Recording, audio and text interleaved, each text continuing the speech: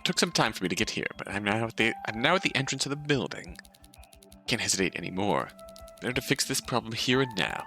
Any fear or indecision will only get in the way of what I need to do. Quickly, I make my way down to the dark flights of stairs. As I go deeper and deeper down, I catch a brief glimpse of the shelves and doors, all still closed, still ever mysterious. They don't matter. Getting to the basement does. All I need to do is get into the lab, get into that being to leave me alone, then get out. Simple. Finally, I reach the basement. The lab doors stand in front of me, just as imposing as they were yesterday. Take out my candle stub, my candle dish, and a box of matches. I assemble the candle. I light the wick. Enter the lab.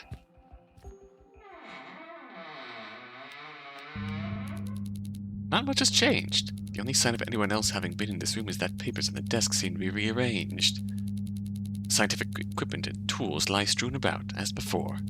The wires remain dangled, carpeting the cold tile floor. The imposing machine at its heart hums in a quiet drone.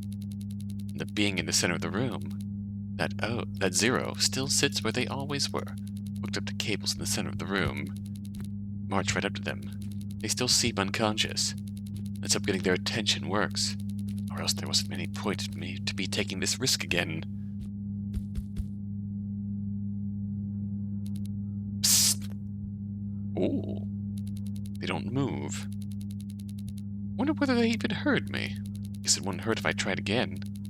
I'll give them a small prod, too. Psst. Still nothing from them. They don't want to speak any louder.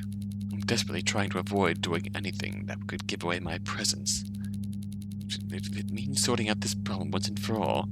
Psst. Hey.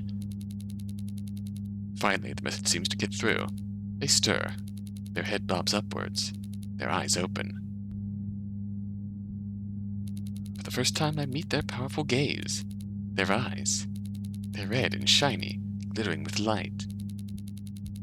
The warm glow of my candle flame, they remind me of winter berries, bright, tempting, and extraordinarily deadly. They're beautiful. Can't look away. It's impossible to stop staring. It feels like I'm losing my train of thought. Losing my needs, my worries. Perhaps even the reason I'm here. All to keep basking in that stunning gaze. Excuse me. Their voice jolts me back to the present. What's going on again? Am I here? Ah, my eyes. You saw them, didn't you? Char looks a lot different than how I remember them. I briefly look up at their face again. I see their scarlet stare. Yes, I think so. I apologize. They have that effect. Not many can claim to have a gaze as enticing as mine. I'm getting the sense that you're not here to get a better look at me. Are you? Who are you, anyways? Oh, the mystic eyes. Well, my name's... Hold on. Now I remember why I'm here. You can't sit around here answering Zero's pointless questions. Never mind. It's not important. Got a few questions. Oh, you're the kind of human who asks questions first. Then makes their introductions later. You're no fun. Their eyes roll in clear boredom. For some reason, their flippant demeanor makes my skin crawl. I grimace. Look, I'd love to sit down and get to know you, but I'm not really supposed to be here. Wait. I recognize you. You're that human who visited me earlier, aren't you? What? Look with your special eyes. My brand. How'd they know that? They saw me yesterday. It would have been from a distance in the dark. They looked with their special eyes. However they did it, it's probably not worth lying to them. They probably know who I am. I mean, sure, but yes, you're Magda. You must have visited me because of that dream I sent you, yes? I knew it. You sent that dream to me. Yeah, that's partially it. I saw someone like you, and so you know who I am already, yes? Huh? Yeah, your dream told me as much. Your name's Zero. Is that right? Indeed it is. But please, call me Nils. Oh, okay. Nils. Zero was a little formal. Alright, Nils, now can we quit the small talk and get to why I'm here? By all means. You came to me, so I'll lend you an ear. Okay. This morning I started having extremely weird thoughts. I felt violent, impulsive anger toward people I've been trying to avoid. I felt dangerous, unhinged desire toward people I care about. I never had thoughts like these before. Never in all my life. Did you have anything to do with them? Why does it matter? They're terrifying, that's why. For the past year I've been trying to behave. I'm scared that your thoughts or whatever will cause something bad to happen. I might act impulsively and get punished. I might try to repress them, lose control, get punished. Worst, I might control myself in some harmful, unethical way and get punished. That's a shit series of outcomes there. They all end in punishment. See, Nils, I don't have the best reputation here in Haven. As is, I'm walking a thin line between staying there and being forced out for good. I don't want that, because the Haven is the only home I've ever known. You could rip it away from me in an instant. So please, if you're the one setting those thoughts, please stop. Leave me alone. Ah, I see. Magda, I understand completely. I can tell these thoughts distress you. All 3 routes end in punishment like a certain other game you streamed. Yeah. You're scared that I'll take away your friends, your family, your loved ones. It's true. I am responsible for making those thoughts appear. And for that, I apologize. But Magda, I didn't make the thoughts themselves. These thoughts, they're very much your own. All I did was amplify your subconscious. In other words, I made the memories of your heart audible. Wait, they're my own? How's that supposed to make me feel better? Well, you're rather good at muffling those thoughts. Amplifying them took quite a bit of energy out of me. Ha! Not that I have much left. If I didn't make you aware of them, you would have never returned to me. So, now that I'm here, are you going to get rid of those thoughts, or not? I will. Since you risked so much to be here, I'll leave you be. Finally! Thank you for the rest of the day. Hold on. Just for the rest of the day? But it's nearly over. Shouldn't this agreement be permanent? I can't promise that. What? Came all this way to ask you to stop bothering me? Right now I'm breaking one of the most important rules in the Haven, and now you're telling me that you might do it again? Well, think of it this way. I've just done you a favor. You remain undisturbed. You abide by whatever rules you need to follow. You live your normal life, exactly as you wanted. But in return, you need to do something for me. That's how favors work, right? So, whenever you think these disturbing thoughts, come and visit me. It'll be like a homing signal of sorts. The cry of a weak and feeble creature begging for some company. A struggling existence simply asking for one act of kindness. No! First of all, I never agreed to any of this. I've literally just met you. The dreams, the visions, the crazy thoughts and feelings. You've caused all my problems today. There's no favor for me to begin with. Secondly, how many times do I need to repeat that to myself that I'm not supposed to be here? Or why it puts me at risk? If you want company so badly, go find someone else. Alas, I don't have anyone else. The other humans who visit me are cold and cruel, so awfully lonely. You understand what it's like to be alone, right? Your body aches all over. You have so much to say, but no one to say it to. Might as well be a crack on the wall. The pain is uniquely terrible. You know this. I know you're going through a lot right now. I had to flick through your thoughts and memories to send my dream to you. Old friends no longer wanting to be seen with you. Reputation tainting you like a disease.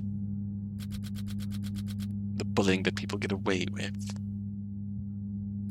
Because somehow they feel that you haven't been punished enough.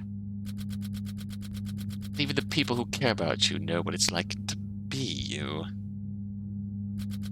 Knowing what you go through every day. Know the unfairness of how you live.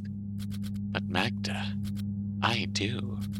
Like you, I know what it's like to be isolated, to be dealt an unfair hand in life, to have no one get you. You wouldn't leave someone like you to suffer, would you? Magda, I've been here for a very long time. An eternity, even. But I don't think I have much time left.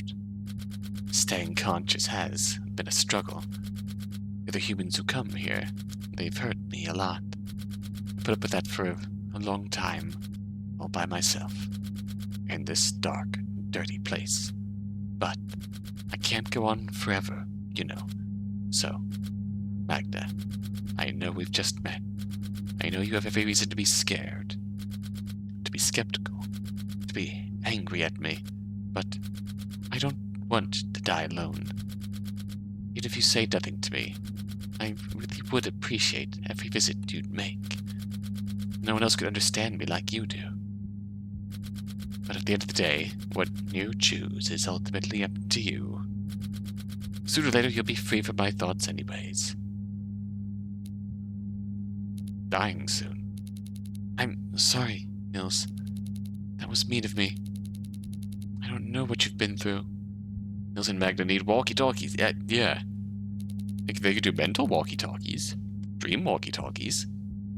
But that takes a lot of energy out of Nils. I guess giving you some company wouldn't hurt. I'm glad you understand. Even if I do visit in the future, I really can't handle more of these thoughts. Please stop making me think that way. All right. It's a deal. I'll tone them down. I promise that I won't send them at all unless I need you. You swear? Nils pauses for a second. They seem to be carefully considering their response. Yes, I promise. I don't know whether or not to believe them. For the moment, I choose to. Good. Thanks. I just hope you don't make me visit anytime soon. I hear footsteps gradually getting louder from the other side of the room. Crap, they're coming. Gotta go, Nils. Now. I'll see you whenever you need me. Goodbye, Magda. I look forward to seeing you again.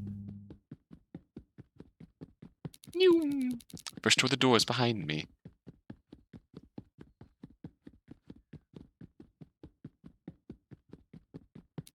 Make my way up the many flights of stairs and dash out of the building. As I run through the forest and back on the nature trails, my stomach twists with anxiety. Can't believe I let them have the upper hand there. I swore that I'd never visit them again. Now I have to see them whenever they call for me. I was hoping to end this once and for all. At least it won't last forever. Just need to be careful. Yeah, if I'm careful, then I won't get caught. All I need to do is give Nils some company until they can't see me anymore. Then I'll get back to my normal life. Simple enough. Right? What could go wrong? After some time, I finally returned to the Art Sect building. Lunch has long passed, and a handful of sect members are filing in for the dining hall, satisfied and ready to return to work. I, on the other hand, am starving. But food must wait. I'll have to hold on until dinner. I turn to my piece. Once again, prompting myself to start work. But no matter how many times I look at my newly made color notes or pick up and put down a pencil or paintbrush in anticipation, I can't get myself to make a single mark on paper.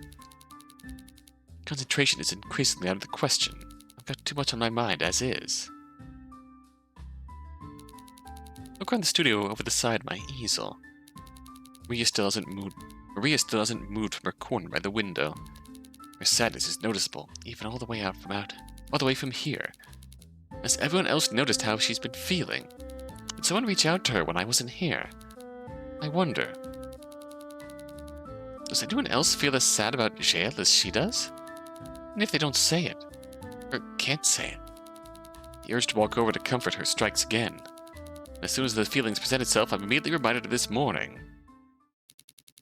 Where I just came from today. What I just wrote myself into some 2 hours ago. The presence of Nils dominates my thoughts. I visited them not once, but twice. The second I came in hoping I'd stop the insanity they'd put me through over the past 2 days. I came out promising I'd see them again. Why the hell did I do that? I felt badly at the time. It'd be nice to talk openly with someone who seems to get me. Now that I think about it, I'm just screwing myself over again. If I'd only gone to that outside building once, could have easily made some silly excuse to anyone who found I was there. Whoops! I accidentally found this weird building while scouting out some foraging sites for the kitchen. Looked around the place, but couldn't find any bushes or berries in season. Gee, I sure am a dolt. Well, I'm going to find references to sketch for the painting I was doing for an old writing sect fable collection. And then I ended up at that place. Sorry. Saw the structure in the distance on one of my nature walks. My curiosity got the better of me this time, but I won't do it again, I promise. I'm okay with using my toothbrush to clean the dorm toilet for the next 2 weeks. Ugh, I'm not okay with that. Obviously, I would have been punished regardless of the excuse. But I went to that building twice. Just under a day's time between each visit. That alone would make my punishment more severe. If someone knew I went inside and explored it, there'd definitely be another apologia assembly about me. I can't go through that again. Even if Nils is dying. Even if they are alone and in pain in a dark, gloomy lab. I still don't... I need my We Know the Devil ending where we let Nils loose and become higher powers together. I still don't want to see them. Mine's a mess. Maybe my hunger is getting to me more than I anticipated. Yeah, that's it. I'll just try and get some more work done, then I'll eat a filling dinner. Maybe my thoughts will be clearer by then. In the end, I didn't get much done. A tree of paradise remained to sketch on the paper, filled with neither life nor color. Afterwards, I left the sect building to go to the dining hall for dinner. There I took a small slice of shepherd's pie, cushioned against a dollop of mashed potatoes and some peas. All that was filling, but bland. Dessert was fruit cups and scones with jam. Hell yeah, love scones. The roll cakes promised on the weekly menu had already run out. Oh, disappointing. Once I ate my subpar dinner, I went back home. Hey, Grace! How's it going? Ugh. Wasn't expecting the day to be as long as it was. The food didn't help one bit. My thoughts still haven't cleared up. My head hurts so much from all the stress. I'll just rest a bit. Lie down in my bed, flat on my belly, and mash my face into my pillow. Yeah, that's a little better. It's nice and cool. If I just focus on my breathing, maybe I can relax and collect myself. I'll just lie here and take a... Grace is here, ready to question me for what the frig she saw earlier, most likely. I knock the door. It clicks and creaks open. Any possibility of an early sleep goes out the window, but talking to Grace might help too. But Grace knows. Grace makes her way into the room. Pick my head up my pillow, off my pillow, and give her a little wave. With tired eyes, she looks at me. Doesn't wave back. Long day? Grace hums and nods. Yeah, me too. It's clear that all her energy's been sapped. The architecture sect's kept her up again. I know you're probably not in the mood to chat. Grace doesn't seem very responsive. Wow, they must have really been harsh on her today. Guess I'll let her know that I see how hard she works on the daily.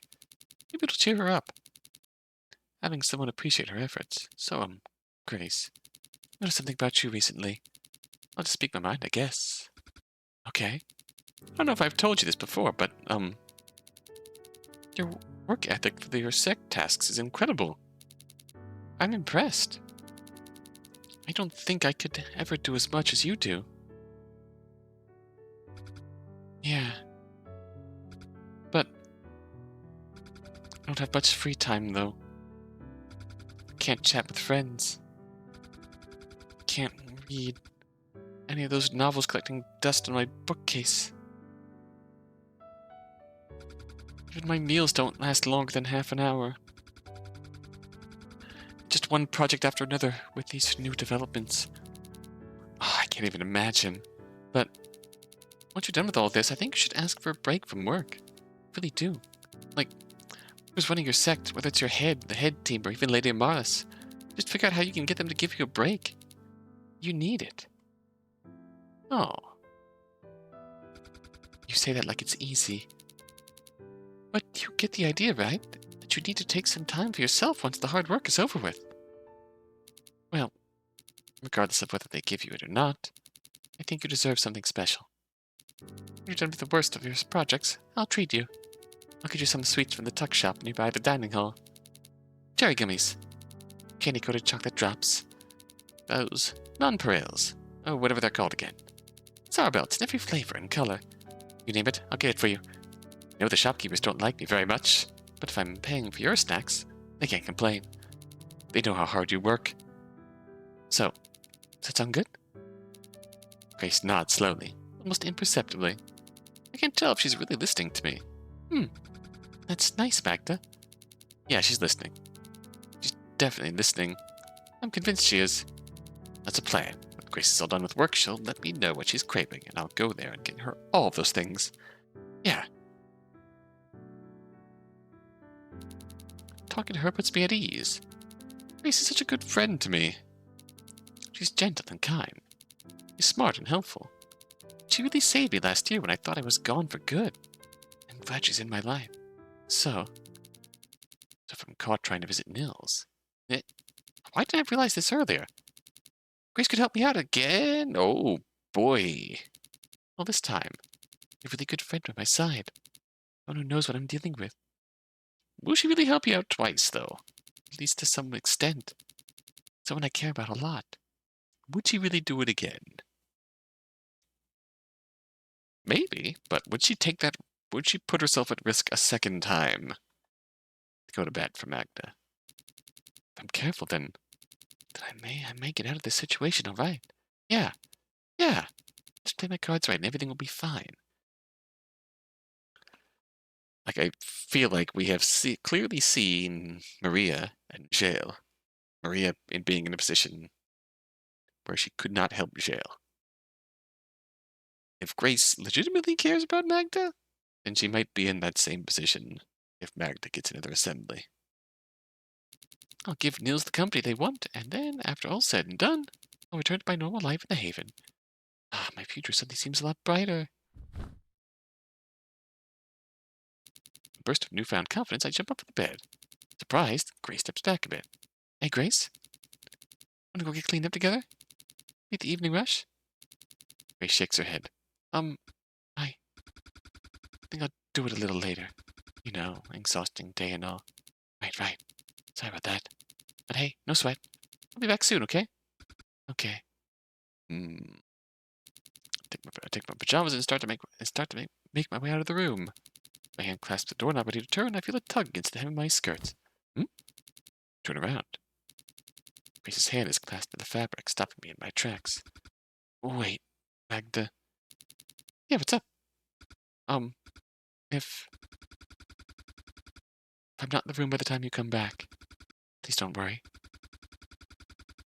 I promised another friend that I'd meet her tonight. You know, outside of the dorms. Need to ask her for help with something. But please don't worry about waiting for me this evening. You can head straight to bed. I'll clean up and get to sleep later. Gotcha. In that case, have a good night, Grace. Yeah. You too.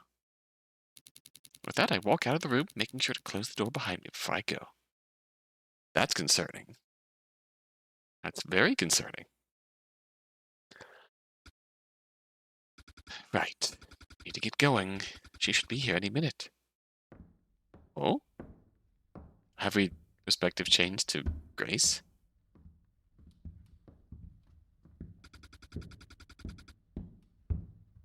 Yep, we have perspective changed to Grace. If I recall correctly, we were going to meet. Psst! Grace. Over here. Okay, be there in a moment. This is concerning. It's been a while since we've talked together, Grace. Same to you, Saris. It sure has been a while. How's your project? You look super tired. I swear if I get a close enough look at you. See, eye bags the size of Saris, please. Sorry. Old habit. But seriously, why are you spending so many hours in the architectural sect? Never seen anyone here work like you do.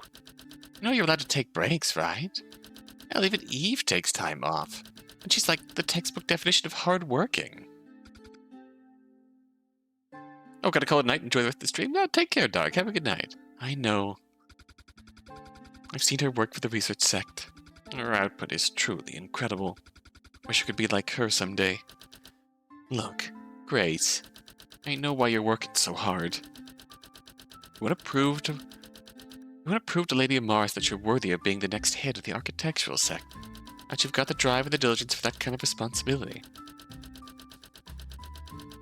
If you want to prove that you can sustain the effort, you should pace yourself. Frankly, you need to. If you don't, well, you'll burn out like crazy. I've seen it happen to other writing sect members. Seriously tragic. They can't write for weeks on end. So bottom line, don't do that to yourself, okay? Okay. I get it. I'll try to stop work a little earlier in the future. If it helps, though, I'm getting Eve to put in a word for you at the next sect head meet. Sound good? You're very kind, Saris. I really appreciate it. If you do end up doing that, please tell Eve I said thank you, too. I don't want her to think I forgot about her either. No problem. I'm always happy to help a friend. Can I talk about why I asked to meet you, though? Sure, shoot. How'd I put this? It's well about... Oh, I know that look in your face. It's about Magda, huh? Yeah, I knew it. What's going on with her? How should I say this? How should I bring up the subject? I like Magda. Saris hates her.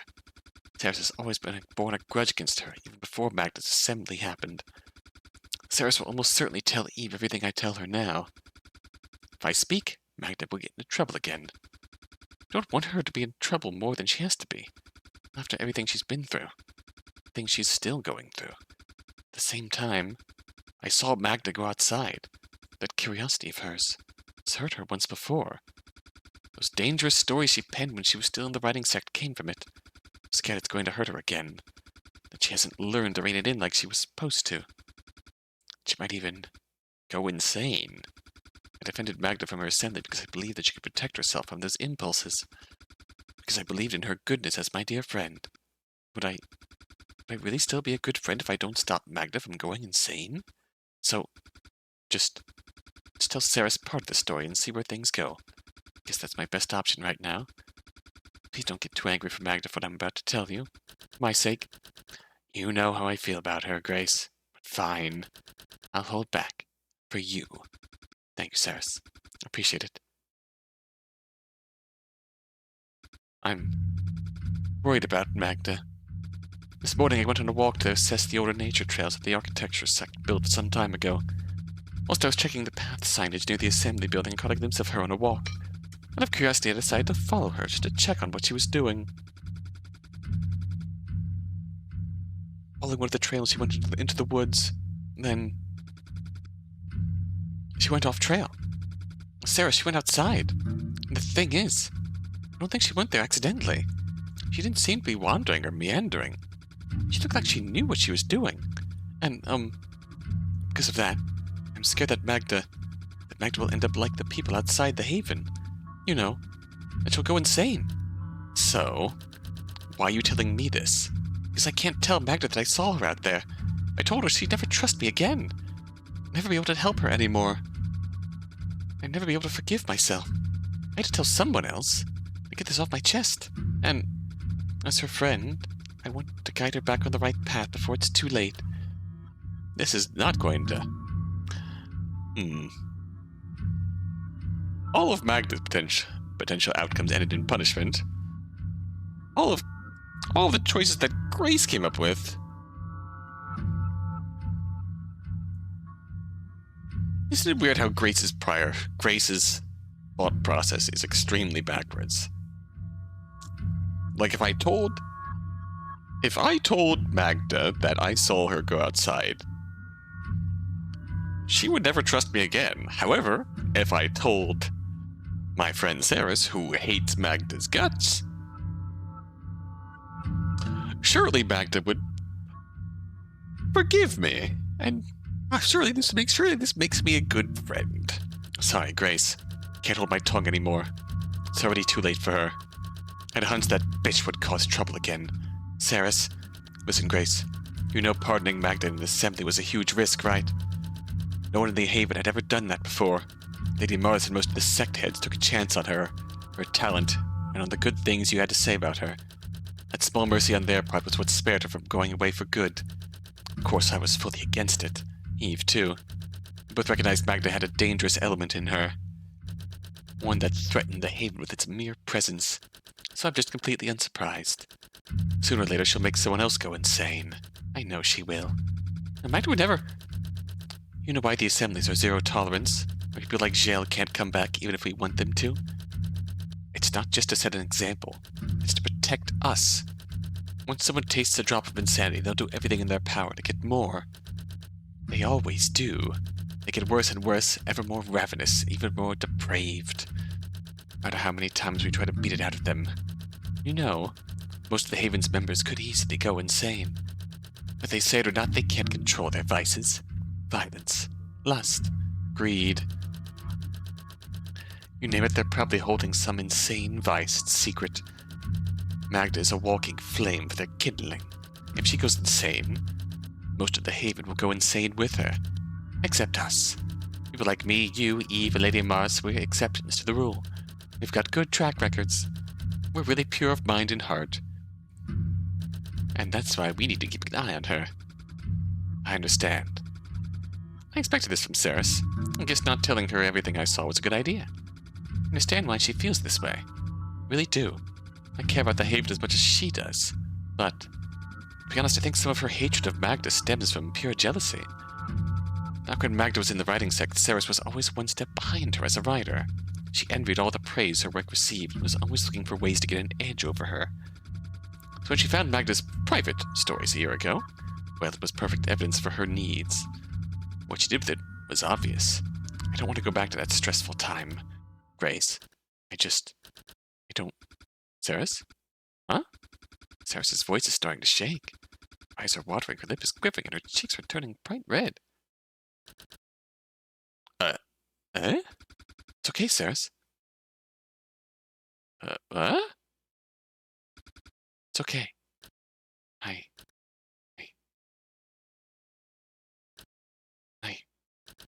Terrified, Grace. I'm terrified of what might happen to the Haven. To me. To Eve. To you. I don't want Magda to do anything to you. What's best for you. You know that, right? Well, that sounds awfully manipulative. So you understand why I feel this way about Magda, right? Because I don't want you to end up like Gel did. So many people have gone insane already. Good, talented people. I don't want to lose you. I can't lose someone. I can't lose someone I care about. I know. I know, Saris. I hear you. Loud and clear.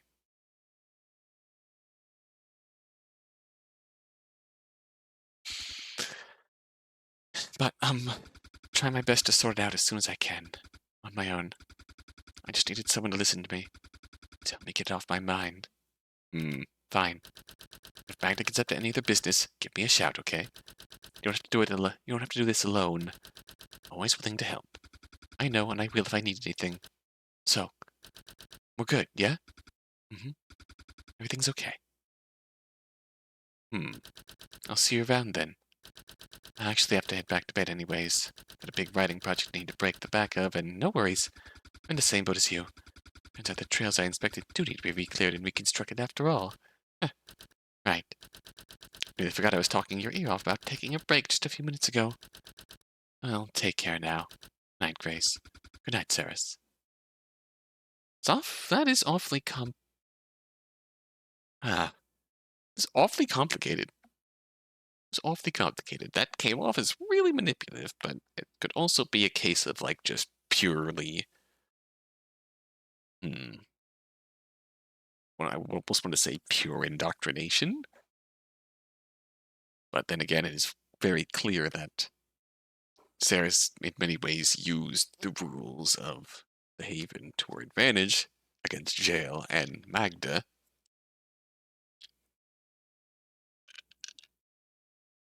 but I feel like that idea could also coexist with the fact that she earnestly believes in the sanctity of the haven.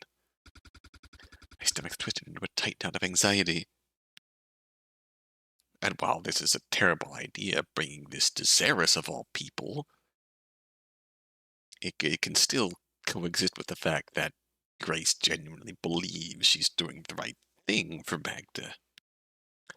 I disagree with her, but I can honestly believe that she feels that way, and I can honestly believe that she's not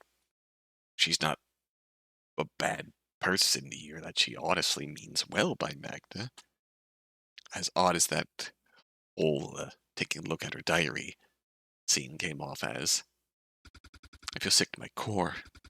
Talking didn't make me feel better at all. Because I talked to Ceres of all people. In fact, now I think I feel a whole lot worse. Shocking.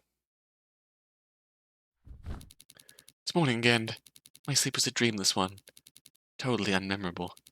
Guess Nils kept their promise of bugging me less. Well, see, I'm relieved. Today's just gonna be another normal day. Put myself out of my bed and stretch my arms. Time to start my morning routine. Head over to the bathrooms. Wash my face and brush my teeth. Get changed into one of the cubicles. Tie my hair ribbons in once again. And then, the breakfast. Hopefully there'll be something good today. Cross my fingers for something savory. Buttered waffles, cheese-filled pancakes, omelets bursting with roasted vegetables. Oh, I finally reached the dining hall and walked up to check out the morning menu posted outside the meal bulletin. Oh, it's just scrambled eggs and French toast today. Good for the people who like French toast, but I guess the eggs with some salt and pepper will do for now. I'll put an apple and a juice box on my tray, too. Guess it'll be yet another average breakfast. Uneventful breakfast? No murderous thoughts. Once I finish my meal and put up my cutlery and plates away for cleaning, I make my way over to the Art Sex building. I think concentration on my painting will be a lot easier than it has been these past few days. Can't wait to finally make some real progress. I hope Maria's feeling a little better. Maybe my work will bring a little cheer to her, too. Now what should I do today? I could decide on what patterns should be around the border, or add new details to the sketch, or even get started on the base flats for... Huh? Oh, no. Eve's right in front of the Art Sex building. She's looking around as though she's searching for something. Someone. Guess I'll take the long way around to the back exit. I really don't want to have to deal with her today if I don't have to. But what's she even doing here? As a head, Eve is constantly at work. When she's not grappling with research sect projects, she's managing her sect team. Assessing problems brought to her attention and carrying out the social responsibilities of her position. Dealing with Ceres has always been a bigger problem for me than dealing with her. And for someone so busy, she sure is far away from her own sect. Knowing her, coming all the way out to the art sect wouldn't even be at the top of her list of priorities on a regular day. He's up to something. Unless... Oh. Oh no. Oh no, no, no. Turns her head. Her gaze snaps onto me. In trouble again, aren't I? Magda? Can I speak to you privately? Eve's direct question confirmed the suspicion of my rapidly growing dread. There's no way I can escape this confrontation. I can't even ignore her. It's not allowed. Eve's a sect head. I grip my skirts to steady myself. There's almost no question that I'll get distressed by whatever she has to say. I'll just focus it all on the fabric of my fists. Concentrating on something else will help take the sting out of this conversation. Okay? Come aside. This won't take long, I assure you. Eve gestures to a large tree, close to the back of the Art Sex building. I grip my skirts even tighter as I follow. Every few paces, she turns her head back to check that I'm still there, that I haven't run off. Alright. What we got going on? We both reach the tree and Eve turns to face me again. Magda, please stand there. Gestures to a spot in front of the tree, a patch of grass enclosed within its old, large roots. The choice of a spot appears intentional on her part. The roots surrounding it are large and would easily slow any attempt I might make to dash away from here. Move to the spot she indicates. Push her back to the tree trunk. What's going on? I step back into my spine as flushed with the rough bark behind me. When I next speak, I expect you to give me full eye contact. You will listen to every word I say. My eyes focus on hers. I nod again. Beyond the standard consequences of disobeying a sect head, disobeying Eve came with its own unique punishments. Alright, once I was assigned to give Eve a monthly report from the art sect. When she addressed me, she asked me to give her eye contact. Out of fear, I forgot. For Eve, the slight failure to follow instructions warranted retaliation.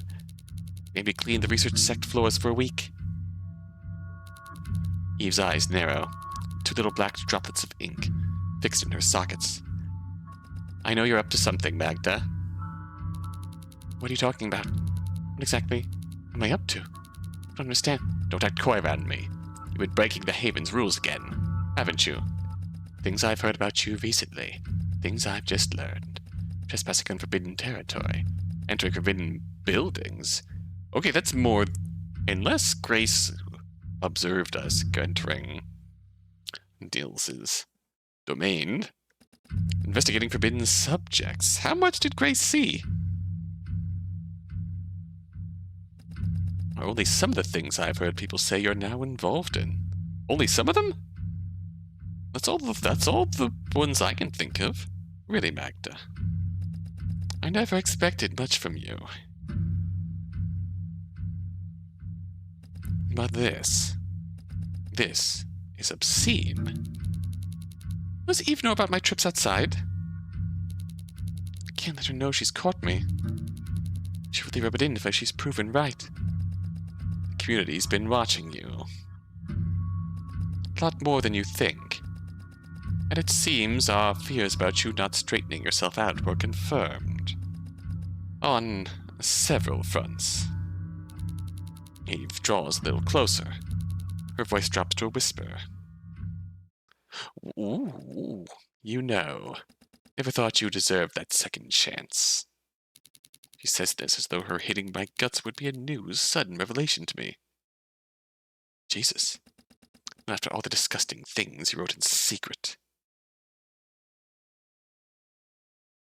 From one look, I knew that it was the brainchild of someone fundamentally dangerous. Capital T, threat. And now you're at it again, doing things you just shouldn't be doing. Honestly,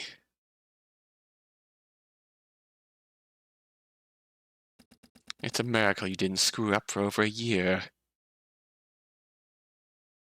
Anyways, we know you've been acting out of line. We are watching you closely. We will be taking note of your actions. Won't let any more disgraces befall Lady Amaris because of you. Eve. What's all this? This last year I've been on my best behavior. Only made little slip-ups like everyone else does. I don't want to be a disgrace to Lady Amaris. Cleared to Ceres, then. She was the one who told me about you this morning. Of course Ceres was part of all this. Of course. But there's no way she would be spying on me. No way at all. Everyone knows she's working on a massive novel right now. She doesn't have the time to monitor me all day. So someone else had to tell Ceres about me. Someone else might have known what I've been doing.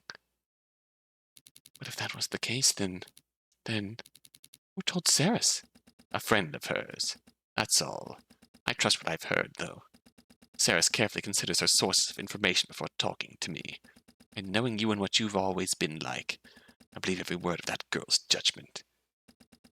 Anyways, I'm expected to return to the research sect soon. Plenty of more important things for me to do. All but on hold just to manage a liability to this community. Shut up. Shut the fuck up. Shut the fuck up, you stupid cow. Ever the stuck-up bitch, aren't you? Always trying to find one way or another to look better than me. You speak a head, not enough for your massive ego. You'd feel better if I squeezed it all out of you. Just choked you right here, right now. It's always so simple. All they have to do is bring both of my hands to your pasty neck and crush it between my palms and... Hello, Magda. I'm snapped out of it. Eve is looking at me with visible exasperation, like she's talking to a moron. My hands are bunched, locked tight in my skirts. My palms are slippery with sweat. Are you even listening to me? You broke eye contact. Ah, forget it. As always, it's one ear and out the other with you. I'll be going. Expect to hear about your punishment soon. Punishment? would she punish me based on here? Why would she punish me based on hearsay from Ceres? Even if Eve hates me, even if the rumors were true. Put a lid on the swirl of panic speculation beginning to swirl in my mind. Eve, clearly done with her task, turns to walk away. Oh, thank goodness. She's finally leaving. I'll just take the stick. No, I'll take the hardest and nuttiest branch of this tree. I'll follow her from behind, and I'll thrash her hard with it, and beat her and whip her until strips of her flesh come flying off. Skin off of her if I have to. Peel her body like crimson fruit to bear its entrails, its mountains, its... Oh no, no, not this again. Nils, if you hear me, if you can hear my thoughts, I'm in deep trouble. Please don't do this to me. Breathing becomes shallow. Nils said that it was your own inner thoughts. Bad thoughts bubble out. Everything ever gets ever larger. Oh, boy. Oh, boy. Oh, boy. Everything gets ever larger, ever worse, and ever more impossible to overcome. On a swirl of intensifying anxious nausea, I try to ground myself. Magda, you know what to do. Push the bad thoughts back. Push them back. Notice your breathing, Magda. Look, you're hyperventilating right now. You can fix this, remember? Remember how you calm yourself down. Breathe in. And out. And in. And out. And in. And out. And in. And out. And in. And out. And in. And out. And in. And out. This is like Kurama Osakana. Always ready to start shit. And in. And out. And in. And out. And in. And out. And in. And out. And in. And out. And in. And out. And in. And out. And in. And out. And in. And out. It's not working. And out. Still feeling the anxiety. And in. And out. Still feeling the anxiety. And in. And out. Like the last breaths of breath leaving Eve's body. Down. And out. And in. And out. And in. And out. And in. And out. I want to crush her head and crush her head and crush her head and Eve is long gone by the time my breath evens. She's already back at her sect, isn't she? My anxiety's rushing back. My head's spinning. My hands ache from being squeezed so tight for so long. My legs are shaking violently. Think back to what Eve said, that the punishment is waiting for me. My neck's truly on the chopping block now. At any moment, Eve or Ceres could drop the blade on my neck. The person who told Ceres?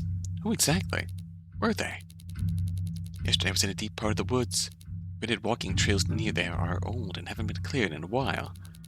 Nobody really picks that area as their first choice for anything for enjoying the haven's natural beauty. Maybe everything Eve said was just pure coincidence. Ceres and Eve both hate me. They hate that I've stuck around for this long. I'm sure they'd come up with some elaborate plot to try and get me taken away. Oh, I don't know. I don't know anymore. Eve's suspicions are taken seriously by the others. I don't know how I'll be punished. I don't want to be in another assembly. If that happened, I don't know what I'd do. Well, at this point, I guess everything's out of my control right now. There's nothing more I can do about this. I'll just brush up my dress and head to work.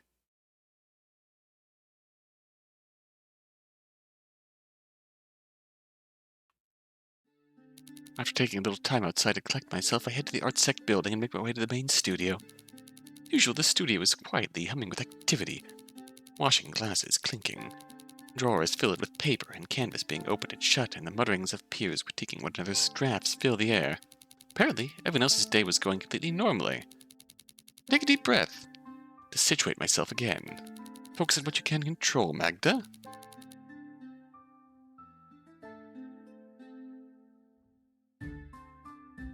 Just focus on the present. Right. Let's start painting. My tools where I've always put them. My drafts where I left them.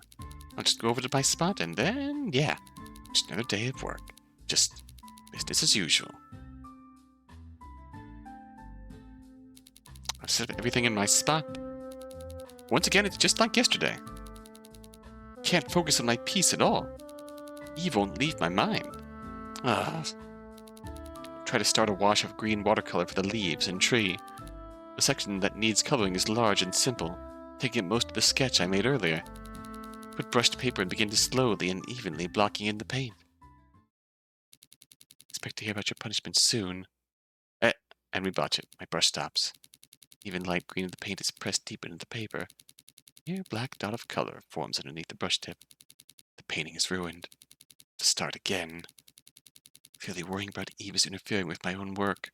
I need to clear my head. To preoccupy myself with something that doesn't leave my mind open to my own thoughts. Walking around the studio might help a little. Looking at other people's projects from afar, taking in the sights and smells of art being made. Listening into the idle chatter of my art sect peers might preoccupy me. Maybe that'll be the trick to get Eve out of my head. We haven't actually talked to Maria in a while. Walk around, peering in the various studios of the art sect.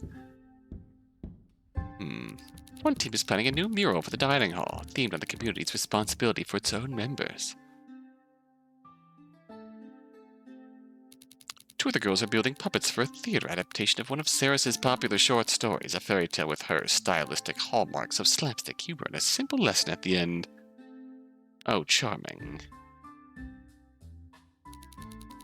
Yet another team is designing simple and elegant path signage for the architecture sect's ongoing trail project. They're all too preoccupied to notice me and chase me back to my workspace, woke up with momentary invisibility. But soon I grow bored watching them and start retreating into my mind once again. Uh-oh. Need to find something else to focus on. And fast. Turn around and make my way back down a corridor to look for another studio to observe. Perhaps the pottery team is working on the decorated tea set for Lady Maris's upcoming birthday. They walk, I briefly catch sight of a familiar veil and dress in another room. Ah, is that? I stop in front of the doorway. She's standing in one of the illustration studios talking with a few other artists. Yes, it is. It's Maria. She's back. She's really back. She looks happy. Happier. In the room, Maria gently points at a section of one girl's sketch. Looks like she's fixing the drawing's perspective issues. Glad to see her back to work as her usual self. But I don't think she'd be very happy if I interrupted her. Instead, I remain outside and observe, entranced.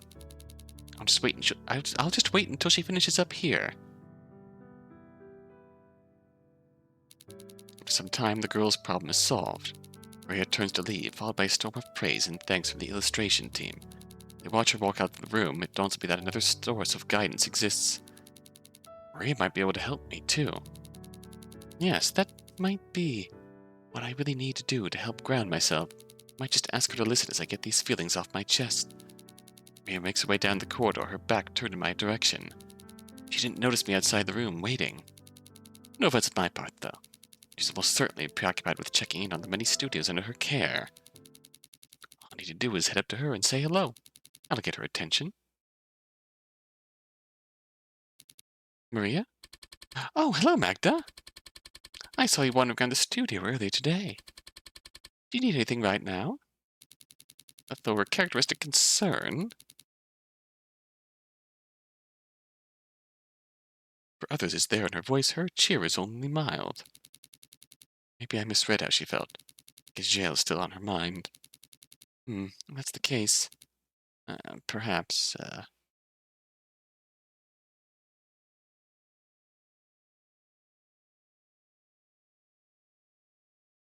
I shouldn't ask her for help. She's already got enough on her plate. Maybe I'll just end this conversation. Head back to my studio. Wait, no. I don't ask for help, I'll be fighting my thoughts for the rest of the day. And I won't get anything done with my project. Again, just ask Magda. Relax. You know Maria loves to help you. Here's someone you can rely on. Can I speak to you privately? Maria looks at me with mild questioning in her eyes. Folds her arms together. Is this to do with your project or something else? Something else, but it's making it harder to do work in general. Guess it's impacting the project too. Is it okay if we use one of the private studios? Once I won't speak loudly. Okay. We'll go there. I'll lend you an ear. She seems concerned. That I head toward the back of the corridor. Over there are a few small studios designed for individual artists with personal projects. None of the art sect members have elected to work on their own this season, so they currently remain empty and unused. When I turn around, I notice Maria trailing a few paces behind me. Her expression is unreadable. My stomach gives a slow, small twist. What is wrong with her? Yeah, right? Either she's still going through it, or she's in some way knows about what Magda's standing in all of this. Or both. Possibly both. I still wonder if this is a good idea. Well, there's no going back now. I enter one of the studios and sit on a work stool. Maria stops in front of me in the center of the doorway. She stares down at the floor. All right, let's talk. Well, what should I say to her about Eve? Eve is a sect head. Definitely knows her, at least as a professional peer. But what if Eve's not just a peer to Maria? What if Eve's also Maria's friend? Damn, I need to consider that before talking to her. It's no secret I hate Eve. I'm talking ill about a person who could be someone Maria cares about. That might make this conversation go pear-shaped. Even if Maria is kind, and if she is forgiving, she's still ahead. She'd probably get suspicious if I told her what Eve said about me. Thoughts are getting all scrambled with anxiety again. Damn it, just say something. Anything. Look, she's already looking impatient. Spit it out already. So, someone, threatened me before I got here. Eve. Eve was threatening me. Scared me a lot. She said to me to distract me from work right now. I can't stop thinking about it. Eve again, huh? That look is concerning. Mm-hmm. What exactly did she say? Threatened me with punishment because of something I did. Something I did a few days ago. It's not anything serious, but I'm scared that she's planning something bad for me. And, this isn't the first time Eve's done something like this. Since I got out of that assembly, Eve's treated me this way. Always looking to punish me for every little slip. Using harsher and longer punishments than anyone else. Maybe even planning things. It's like the placement in my dorm room. Isolate me from everyone else. But all she is in charge of room assignments. It's like she thinks I should have never been allowed to stay. Like, she wants my life here to be as miserable as possible. Because I didn't leave that day. Maria, I'm terrified. What might happen next? What they're gonna do to me? What should I do? All the things bothering me are finally out in the open. Maria pauses for a moment. Crosses her arms in thought. Look to see if there's any sign of anger on her face, any drop of annoyance. Maybe she does understand after all. Maybe I was wrong to judge her too soon. There's still time for her to... I feel warm and safe already. There's still time for this to turn. Yeah. Maria will always be there for me. Sit in the comfortable silence of her presence. For a brief moment, I imagine her wrapping her soft arms around me in a deep hug. Her hands slowly stroking up my hair and soothing pets. This is gonna go badly. Whispering gentle things into my ear to calm me. Maria's eyes open. I snap out of the daydream. She's about to say something helpful. I just know it. Give her my full attention. Ready myself to listen to what she has to say. Magda? Yes? Have you just tried ignoring Eve? Or Saris, for that matter? Huh? Just ignore Eve. That's not the answer I was expecting. What do you mean? Maria gives me a tired sigh, crosses her arms in frustration and closes her eyes. Yeah, she's... Look, Magda. Ever since you came to the art sect, you've talked about your problems with them non-stop. It's always Eve. It's always Saris. It's always Eve and Saris. At this point, my advice is to ignore them. Stay out of their way if you can. In my whirlwind of anxiety, I forgot. My stories were far from new to Maria. She already knew about Eve and Saris. Pay them no mind and just focus on your work here, and they'll leave you alone. They won't find any reason to give you trouble because you'll be doing what you're supposed to be doing. Might even come to respect you for your efforts. Maria, I've tried to focus on my work. I want to work hard every day I come to the art sec, but I can't focus because of them. Things they say and do to me constantly throw me off. And even when I do get something done, they always find new ways to... Magda, you're aware I've just lost one of my closest friends, right? I'm constantly fighting my grief to keep on top of my responsibilities. Seem as out of it as I did over the last few days. My pain hasn't magically disappeared.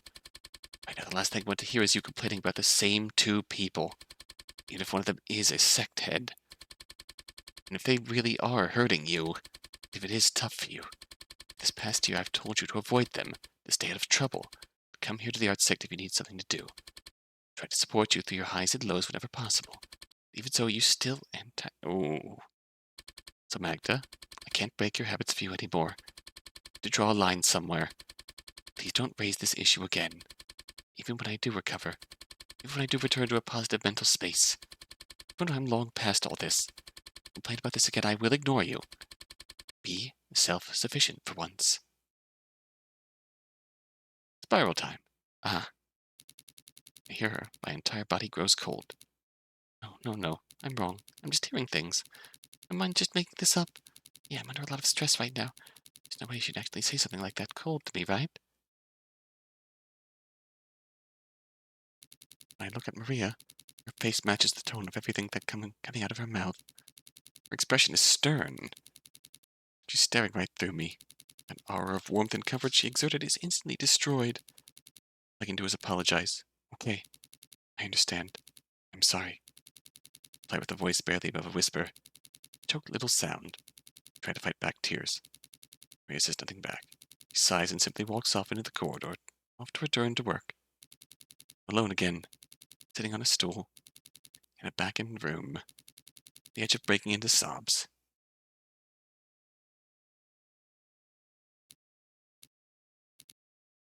At this point, all I can do is go back to my studio, back to my piece. Really should follow Maria's advice to get back to work and just ignore all this. But can't move. Don't have the energy to get up. Not sure whether I even want to go back to my spot. All I can do is imagine staring at Maria, looking hard from far away. Stare at her guiding other members, smiling at them, laughing with them, giving them kind words of advice, avoiding me, pretending I'm not there. Oof. This is the worst bloody feeling right now. This entire time, been a burden on her. Never helped her with her own problems. They whined about mine so that she could tell me everything would be okay. If I did try to avoid the people hurting me already, if I did try to work hard every day, and if her kind advice didn't change my circumstances, I wouldn't be surprised if she didn't want to be around me anymore. I want to puke. Hurt someone I cared about. Someone I loved. I'm disgusting. No. No, wait.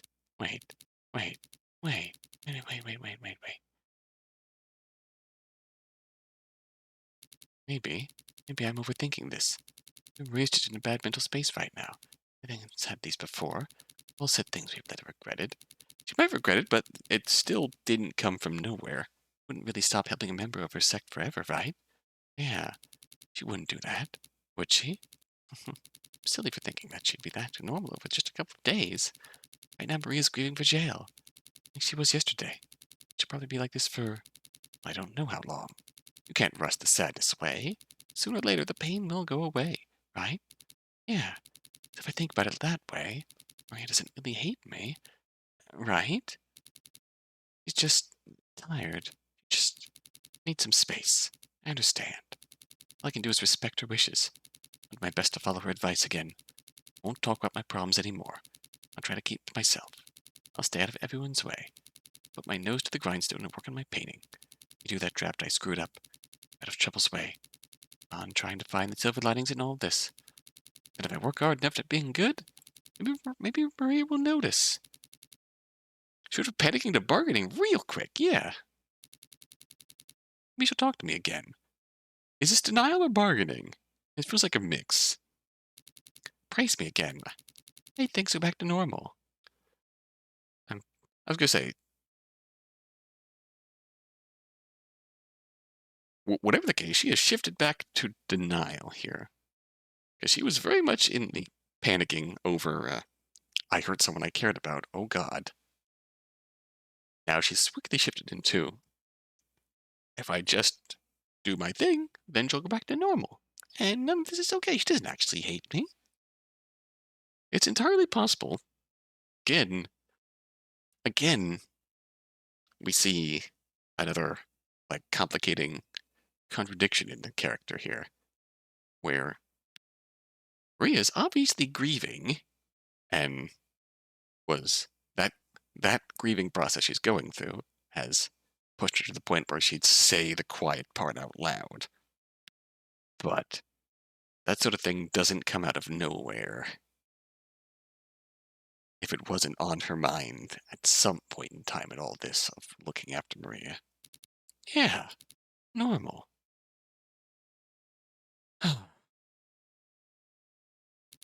I couldn't get any more work done. My brush and pencils lay untouched. I just stared at Maria, at the room, then at my easel.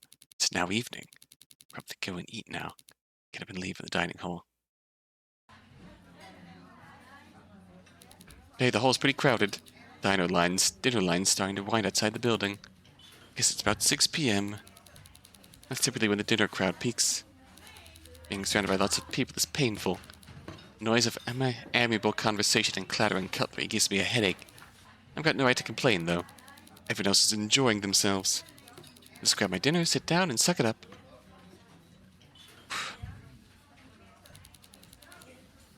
Night fish is on the menu. Take a lightly seasoned cod fillet, accompanied by a side of seasoned green beans. Dessert's rice pudding with jam. I hate the taste, so I ignore it entirely. All in all, tonight's food is standard Haven fare. A savory and healthy meal. Nothing worth complaining about. She is very much being hurt and bullied and abused. And being failed by the heads who should be looking out for her. But, well, there isn't really a but. Then half an hour I clean my plate. I don't leave a single crumb behind.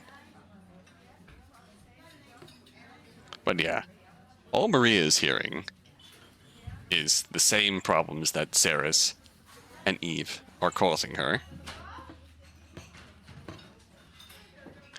And Maria is obviously not seeing any of it, just hearing it from Eve, so.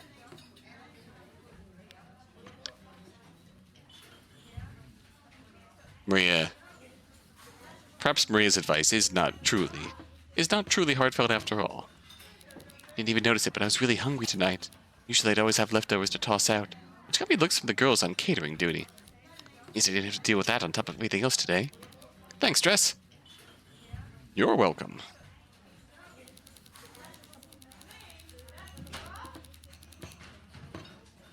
I take my tray up to the washing rack to be collected by other Haven members assigned to kitchen rotation this week. Whoever's washing my dishes tonight.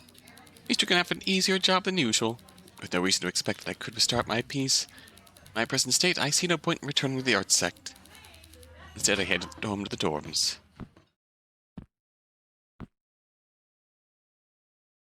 By the time I reached my dorm building, the sun's setting. The lights leading along the dorm path glow gently in the dark. How badly is Magda going to take it when she finds out that Grace is the one who told Saris? Building's decorative candles nestled in the window frames look warm and inviting. Make my way inside my dorm. The common room, I see the same two girls from a couple of nights ago, nestled on a different couch, knee-deep in another bout of gossip. The door closes behind me, the chatter stops. Their heads turn. Their eyes lock onto me. Both of them are staring. Move past them, the conversation picks back up. Frantic exchange of whispers, interspersed by glances that follow me around the room. Oh no, they're gossiping about me. Whatever. They're talking about me. I want to know what they're saying. I slowly move my way toward my room at the end of the hall. Even walking is tiring at this point. At long last I reach my door, room 108. With some force I push it open. outside my room, my legs give way. I fall, chest first onto my bed. Body sinks into the sheets. My muscles ache. My mind is totally and utterly burnt out. My eyes sting. Today was exhausting. First Eve. I shudder. And then Maria. No. I said what I said. I have no right to be upset with her. Maria is still grieving over jail. She had every right to act that way towards me. Every right to not want to deal with me anymore. Like, the... Okay, setting boundaries are healthy, especially when you're dealing with it and not emotionally able to handle it. That's a healthy thing. That also might be a sentiment that Maria comes to regret when she's comes around whenever she is ready to process that. Those things can coexist. Those feelings can coexist. Who am I kidding? It still hurts. Badly. I tolerate Eve's bullshit. At this point, I expect it. She hated me from the start. Maria too. I'm being selfish again. I don't have the right to feel angry at her. To expect the response I wanted from her. Do my pain on her without knowing her, without noticing her own suffering. And yet, Magda obviously needs the support. And yet that's also a valid feeling. That is still a valid feeling. So much in the way of complicated emotions going on here. Even still, I'm upset because of her. Not understanding me when I needed her to. Not doing more to help me. Telling me that my problems would go away if I simply pretended they didn't exist. Even though she had no rational way of knowing the extent of my situation. Even though her advice was sincere. God, I hate this. Like, if that was her advice before today, then yeah, Maria truly didn't.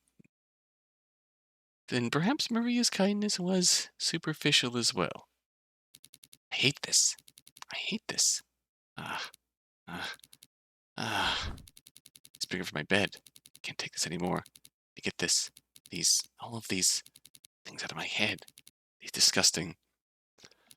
I predict that we're going to find that the spot that we put our diaries disturbed. It's just disgusting, ugly, violent feelings.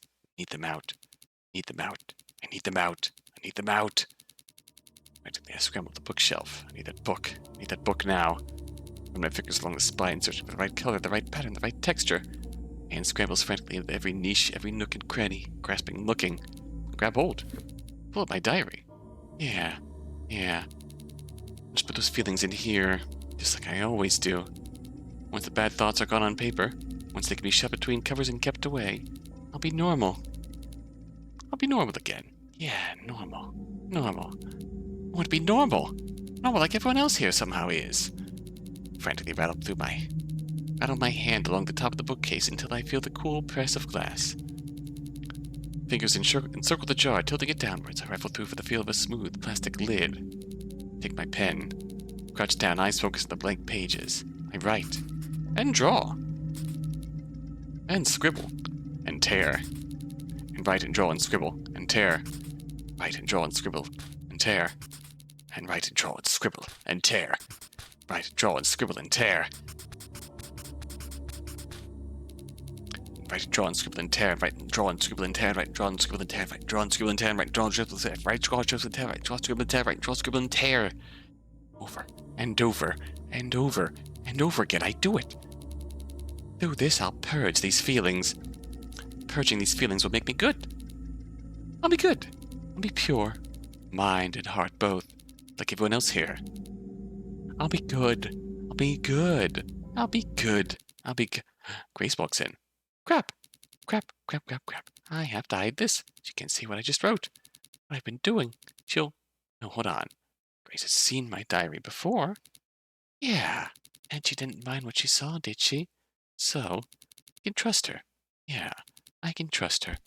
I snap the diary shut. Grace, you're back. Grace doesn't look at me or reply. Her eyes are unfocused. Her outfit's in disarray. Looks awful. Like she could collapse on the floor at any moment. Textual sect really is working her to the bone.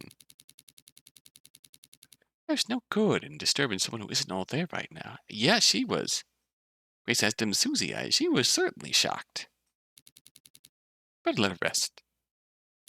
It seems like she won't be cleaning up with me. Just get ready for bed myself. Looks like you've had a long day. Bother you with small talk then. And wash up soon. Just letting you know in advance. He still says nothing. Strange. I don't push the issue further. Make my way out of the room with my toiletries and pajamas in tow.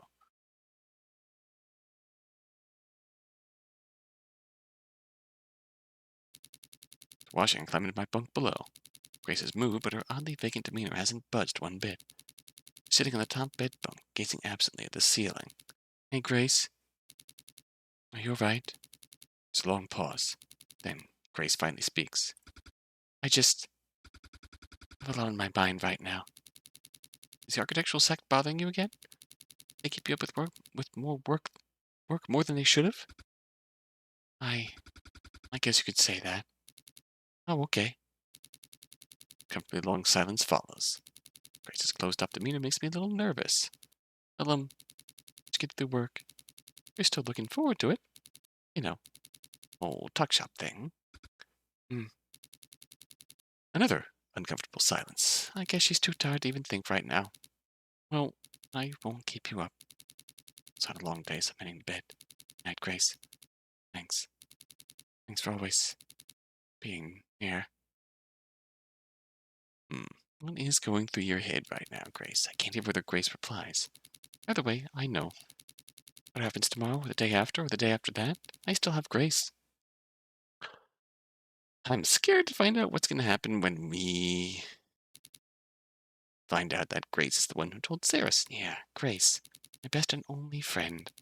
One person I trust above all else.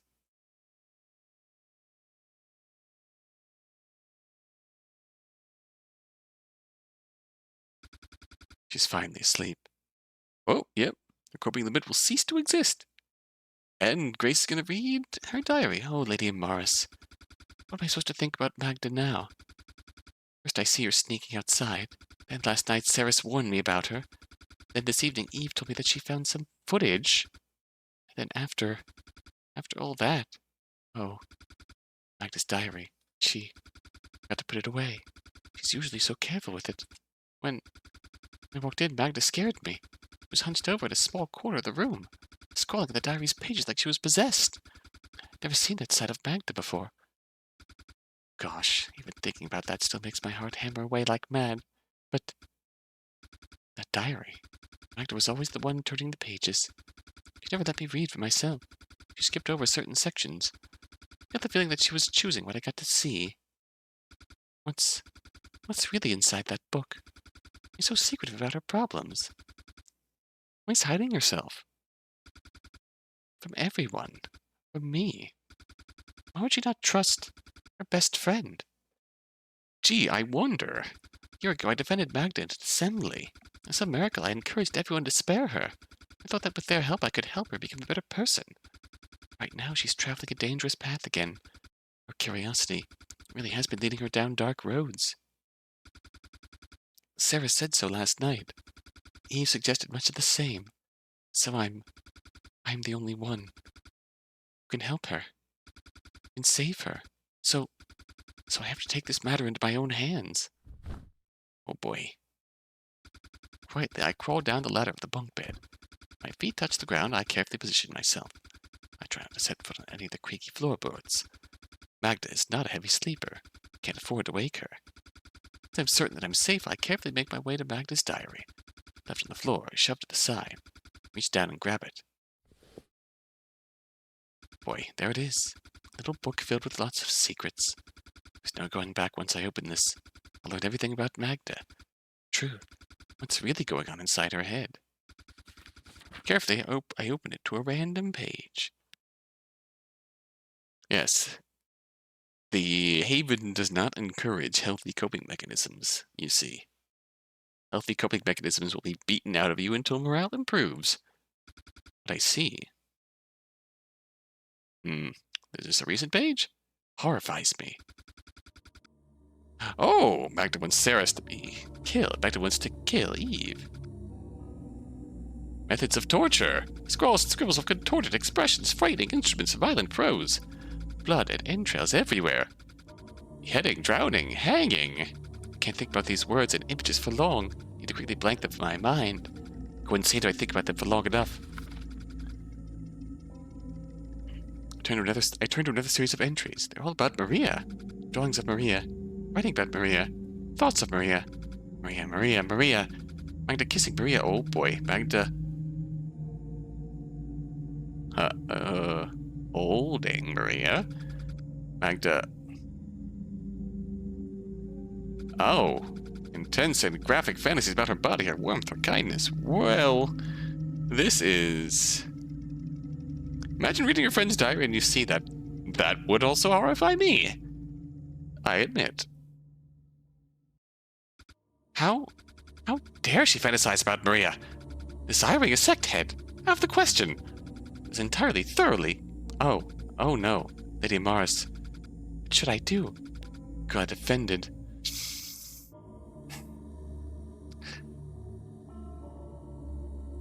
That's the thing that my friend, my best friend, she's... I willingly protected a girl like this. A girl who was, all this time, completely insane. What now? I have to tell someone about this. Yes, I need to tell someone. Hi. This is an emergency.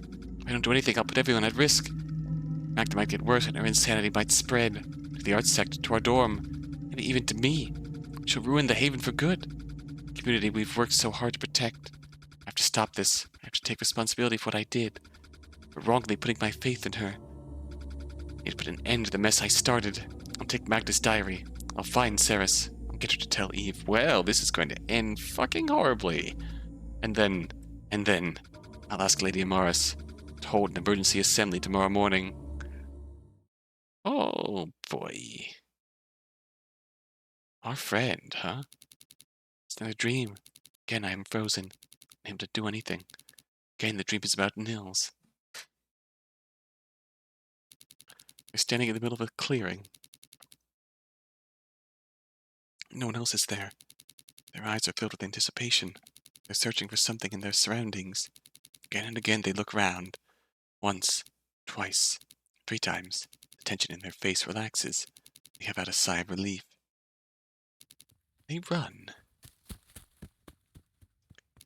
They run to a place where the clouds loom over the world like an ancient canopy. A place where the sky is always black, below only with little pinpricks of starlight. A place where the clouds underneath their feet are outmatched by the majesty of the heavens above. Heavens they alone know. All that waits here is a gate. A twisted, rusting iron gate. A gate that would groan loudly with the slightest provocation. A gate that would alert everything and everyone. If it was even looked at wrong. Nils walks up to it. Gingerly they raise their hand to its bars. The gate is opened. For some miracle, no sound is made. Nils smirks. Everything seems to be going according to plan. Ha! He knew this would work. No one here would bother to guard this old thing after all. Why should I expect anything from the others at this point? All they do is lie around without care. Laughing at human misery. Egging on stupid wars. Forgetting why we even exist in the first place. They push the gate further. Remains eerily silent. Their hand stops. At last the gate's opening is large enough for them to slip through. Right, this is it then. Time to go. Nils steps forward. They take a deep breath. The moment their eyebrows furrow, their head turns to the side on the edge of looking back. They pause like they're struggling with a thought. They might never see this place again. They wrench their gaze forward. Once more they face the gate. They clench their fists. They dig their heels deep into the cirrus beneath. They steady themselves as they gaze down at what lies beyond the gate. Below the lip of the clouds that they stand on. Once they jump off this cliff, their life will change. They'll be branded a traitor, no matter the outcome. They'll be shut out of the higher realm forever. This is the point of no return. And yet they walk forward. Oh, the parallels. Oh, the parallels. They stepped outside. They stepped outside and were forever shunned by their people. They walk until their toes curl over the edge of their home. They truly are the only one in this world who can understand Magda. They grit their teeth, breathe inwards, mutter to themselves, barely audibly. Go. Do it. The final push, they leap, and let their body fall into the unknown.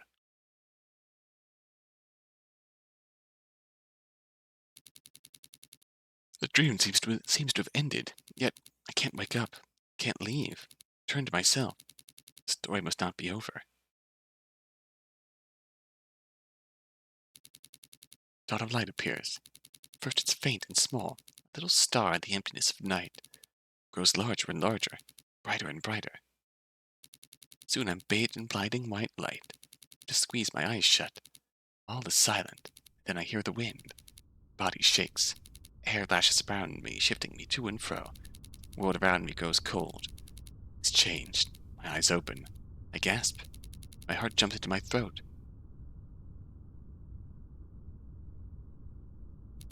I'm far, far up in the sky. The clouds are rushing past me. I'm falling closer and closer to Earth. I know I'm not actually here, that none of these sensations are real. But even so, the feelings are overwhelming. This dream is no projection. Notice a shadow hanging over me. I look up. Nils? Oh, hi. They are enjoying this. Nils is soaring gracefully over the vast golden expanse of the sky. Large wings stretch out from their back, helping them glide through the air. Never knew Nils had wings like those. They're utterly beautiful. Untouched, perhaps even divine. They reminded me of a bird I once read about long ago. A tall, elegant bird with pure white feathers. One that no longer existed in the world I lived in. An egret. Nils's wings reminded me of an egret. Their serene flight focuses my mind. I take in the world, quickly shrinking in its expanse as I fall. A dangerous end awaits. I grow panicked, scared I'm gonna die. But I'm in a dream. None of this is real. None of this is actually happening. I'm perfectly safe. Just asleep. If that's the case, I should be able to slow things down. Shouldn't I? So, I'll imagine myself as light as a single feather from Nils's back. It doesn't work. It doesn't work, Splat. My descent slows. Okay. My body gently rocks back and forth. My stomach calms down. I'm at peace. The sun begins to set in the west, setting the sky aflame in streaks of gold and pink. Nils is smiling to himself. I'm not surprised. This is the first sunset they've seen from the view of the world below. I don't know what they're thinking. Maybe they're happy. Maybe they see this beauty as an omen of things to come. Together, the two of us drink in the beauty of the sky. Together we descend to Earth.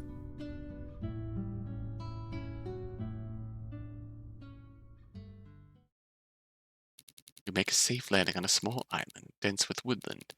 I lean on a nearby tree, small island.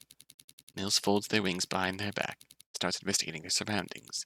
Bring a hand to their chin, deep in thought. Right, I think I can start my work here. If I recall correctly, there aren't many humans on this island. Good thing, too. It'll be easier for me to test out my methods on a smaller population. If I walk around for long enough, I should run into one of them eventually. Maybe even a couple if I'm lucky.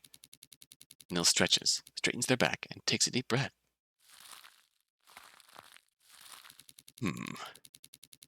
Begin to make their way into the forest, pushing their way through the thickets of knotted leaves and branches. Curious, I follow them from behind. A small twinge of discomfort pricks my consciousness. The way they talked earlier somehow bothers me. Almost came across as detached, perhaps even unable to understand the people they're trying to help. Didn't expect Nils to think like a human being. Their words, their view of their work, their expression, they were all cold and clinical, clipped and terse like a research study paper.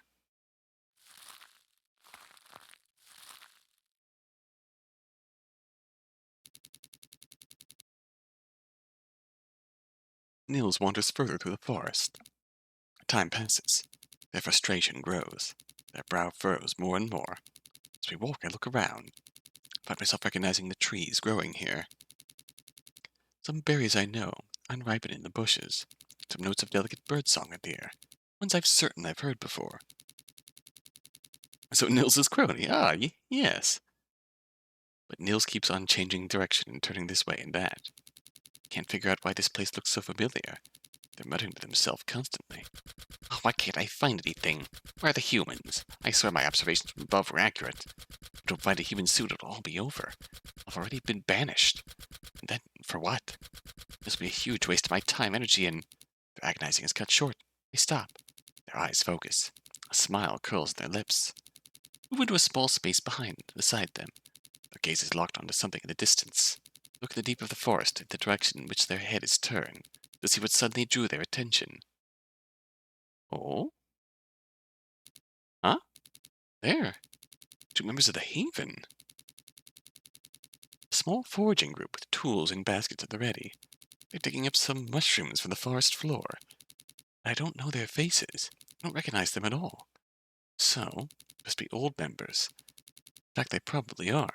The cuts of their uniform are different. Vintage. Styles that haven't been used in decades. Oh. So Nils has been here for decades, huh? Ah. It all makes sense now. No wonder this place felt familiar. I've lived here my whole life. Nils began to move forward. They approached the 2 girls slowly and gracefully, like they were approaching timid rabbits. It's obvious they don't want to come across as a threat. Greetings. My name is Nils. Nils bows slowly and deeply. The foragers flinch. They turn around and freeze. Both stare back, wide-eyed. A tense silence follows. One of the 2 girls lets out a ghastly shriek. As quickly as they can, the 2 of them drop their foraging rewards and grab their equipment. In a few minutes, all that remains are their footprints smeared across the forest floor in a mad dash to escape. Nils stands still, completely puzzled. Are humans normally timid? Wasn't expecting that sort of response. I, on the other hand, saw it coming a mile away. Nils chose to descend on the Haven, a settlement cut off from any and every form of danger. Anything new was a potential threat to our community. So the Haven existed long before Nils came. Why wouldn't we be afraid of Nils? Even I was shocked when I first saw them. Even thought Nils sits down. They rest their head on their hand, contemplative yet aware they had their work cut out for them. All is silent. Suddenly I hear a rustling from behind. Turn around.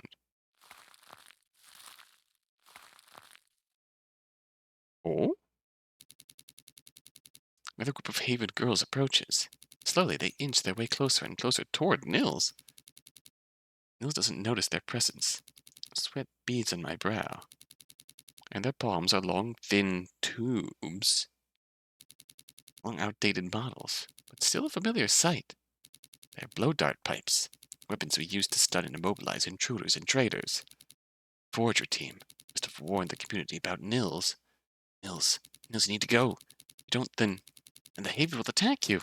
Run! Get out of here. Leave. Now. One of the members, the leader of the group, raises her hand. 3 fingers pointed upwards in total silence. Her sharp gaze and high cheekbones are striking. Immediately recognize her. Is this Amaris? That girl is Lady Amaris. At her signal, the other members of the group bring the thin tubes to their lips. Quietly, Lady Amaris begins to count down. Yeah, the eyes. 3. Run to Nils. 2. Try to grab them at the shoulders. 1. Hands pass through them. I remember. I can't do anything for Nils. These events had already happened. The Amaris' hand drops down. Ah! Nils is pincushioned by a cascade of rainbow darts. They gasp in pain. As the poison begins to seep into their body, they try to stand up. Once, Maria told me that a dose from 1 dart could make a normal human unconscious after they took 7 steps. The toxin we used, distilled from the juice of the island berries, was meant to take out a person quickly and effectively. Cut any opportunity for harm mercifully short. 30 more darts pierced Nils along the length of their spine. Jesus Christ! Nils finally stands in full. Try to turn around. see who had just attacked them. Inevitably, the toxin overwhelms them. They fall. The soft thud, Nils crumples to the ground unconscious. My surroundings blur. Drip and streak across my view. Paint blending with paint. All melting into a world of unintelligible color. And the world goes dark. This is their memory again. And their memory ends here.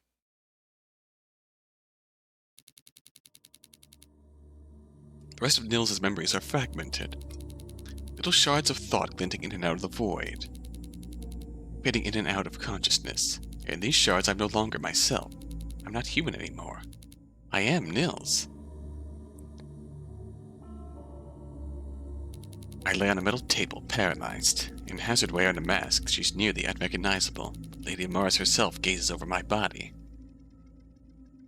Oh, wow. Probes my flesh with instruments.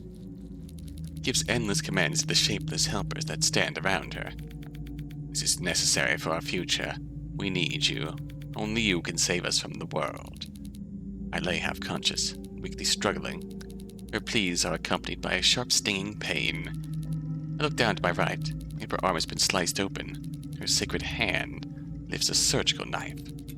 Lady Mars puts down the tool and brings some pins and a pair of tongs into view. Eyes widen. Those tools, she tacks the skin back. A violent shock runs down my spine. I lurch forward. The forceps reach inwards and start to pull out muscle. It's too much. I pass out. Jesus. I wake up. A dull ache throbs through my body. My chest cavity is held open by an instrument that I've never seen before. Lady Mars is there again, holding a coil of my intestine. Jesus Christ, she points to a strange little organ that neither she nor I recognize. Thumb, she takes the surgical knife and cuts a slice. The sting of her blade makes my nerves scream and bite my tongue so hard it splits. Blood trickles down my chin. Mechanically, Lady Mars puts the slice in a tube filled with liquid. It's too much. I pass out. I wake up. A searing pain burns through my spine. Body feels strangely light. Turn my head to the side. My wings, they're gone. What's left of my back are two stumps, caked with warm blood. Jesus. The ligaments, the bone, feathers. All are neatly arranged on an empty table next to me. Moved from my body. Lady Mars is inspecting a clump of her feathers. She's muttering to herself. Saddened that tearing apart the pretty limbs was necessary for her work. Excited by the possibilities my wingless self presented. Want to puke. It's too much. I pass out. I woke up and pass out again and again.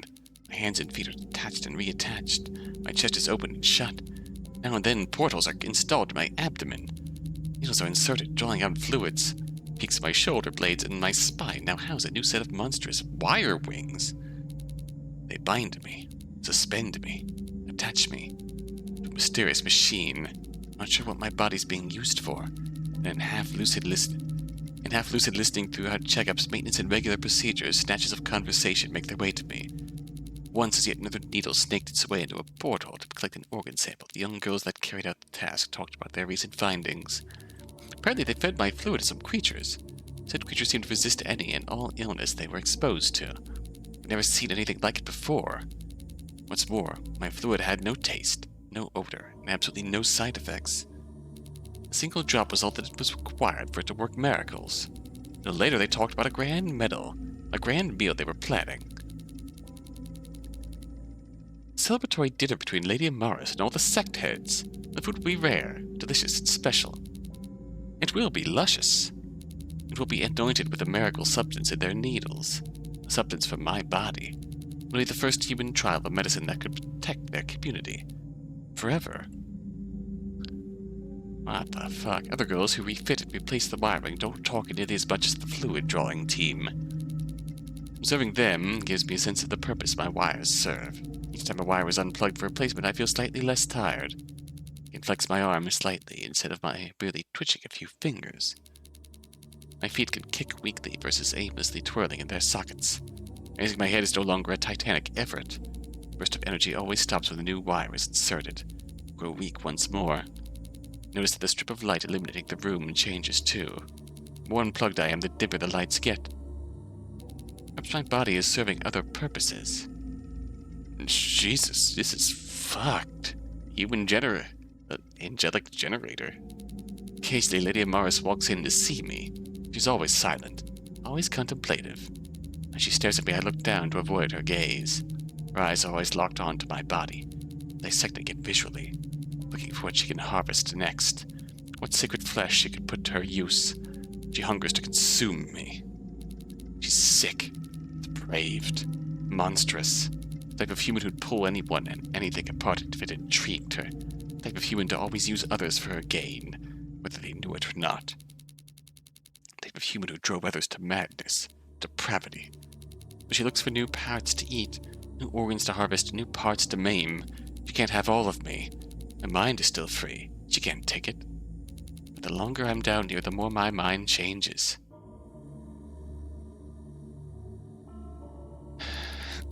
Once I get out of here, I hope her people know what kind of thing she did.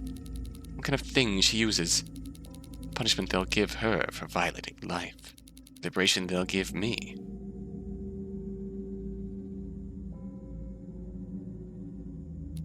Once I get out of here, I'll leave forever. These humans don't deserve the help of a higher power. Well, the big man did. Once I get out of here, I'll do the humans a favor and kill them all. They've lost what made them human to start with. They're just mindless, greedy vermin.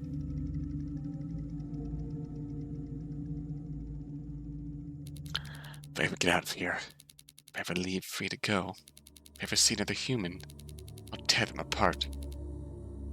Limb to joint, to fat to heart, to eyes to hair, to bone to nerve, to tongue to muscle, to cell, to limb to joint, to fat to heart, to eyes to hair, to whole bone to nerve, to tongue to muscle, to tell.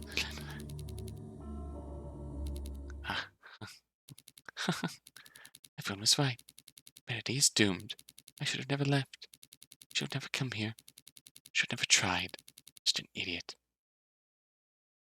Jesus Christ, they've been through hell. Now I'm gonna die here. Alone.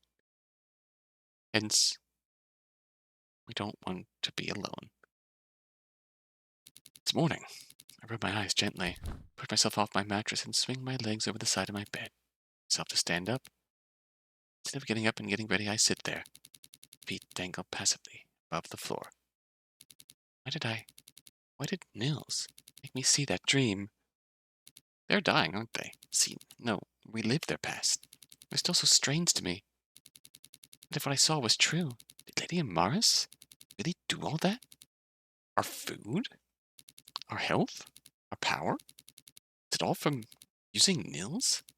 Does Lady Amaris really use others? What people does Lady Amaris not like? What does she punish?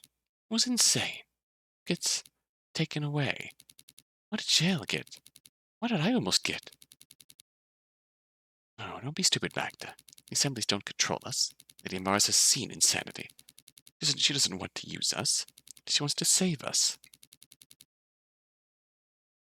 She wants what's best for us, for me, for everyone here, so that we don't go insane like the people outside. We stay safe and peaceful, so we protect each other. I can trust her to know insanity, can't I? Yes, I can trust Lady Amaris. Why? I can trust the Haven. Once I nearly went insane. Nearly was taken for good. Everyone here forgave me. They gave me a second chance. What happened to you? To use that opportunity to prove I'm better. Prove that I'm worthy of living in Lady Amaris' Haven. Prove that insanity can be overcome. So, and if Nils' pain is real. Even if Lady Amaris and the others shun me. Even feeling that body be torn apart over and over and over again makes my skin crawl and my stomach twist into knots. I have to be good. I have to ignore them. Lady Amaris wanted the best for us all. Laid her hand so that we, our world, would never have to. Her coping limit is tougher and more flexible than I thought. Yeah, she bounced back extremely hard here. Made a promise to Nils. I know I made one. This vivid dream, these violent thoughts. They tried to reach me several times. I'm making a decision here and now. I can't visit them again. I have to be good. I've caused everyone enough trouble. I'm going to be punished for it. But I still don't know how. It's gonna be way worse than you thought, girl. I take a deep breath and stand up. Yeah, be good from now on. This was too much. Myself slip. Can't be tempted into insanity again. I move about my dorm, collecting my things to get ready. I notice that Grace has left her bed. They went out early to work on her project. I hope she gets it done soon. Maybe I overslept. Yesterday was exhausting.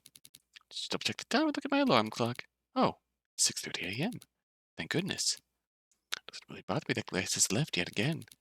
I sure hope she'll be taking care of herself, what with all her work nowadays. Anyway, I'll be seeing her tonight.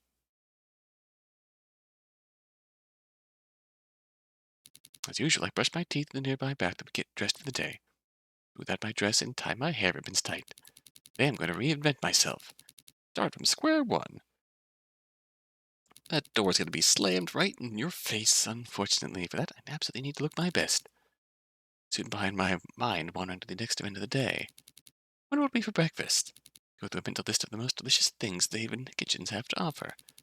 Maybe it'll be corn muffins with butter, warm croissants with a side helping of scrambled eggs. If I'm lucky, pancake. Huh? What's that? The assembly bell? No. No way. I must be hearing things. It's been too soon since the last assembly. It hasn't even been a week. There's no way. The bell rings again. My body freezes. I am here shaking like a Soseki Natsume's shaking animation from Ace Attorney.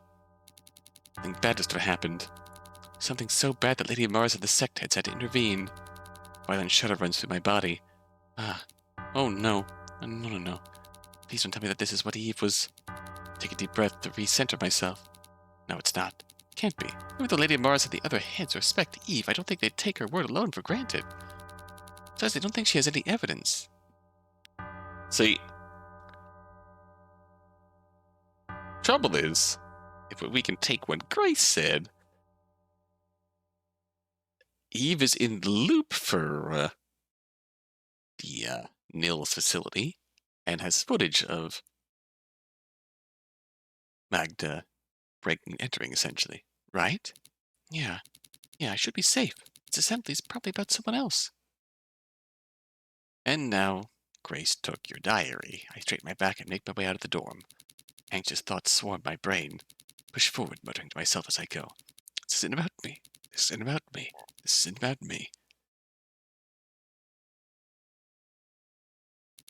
Outside, I see some other members walk toward the assembly hall. They seem just as confused as I do. I realize I'm not alone. That relieves me, if only a little. This isn't about me. Well, whatever happens with this assembly, this isn't about me. I'll have a haven to fall back on. Still fed and clothed and seen as an essential member of the community. Smoking that good copium, even if most people don't like me. This isn't about me. How many layers of cope does she have left? It feels like she reinforced her cope with several more layers after that last Nil stream. Yeah, that's why I love this place. This isn't about me. Hopefully a full pack.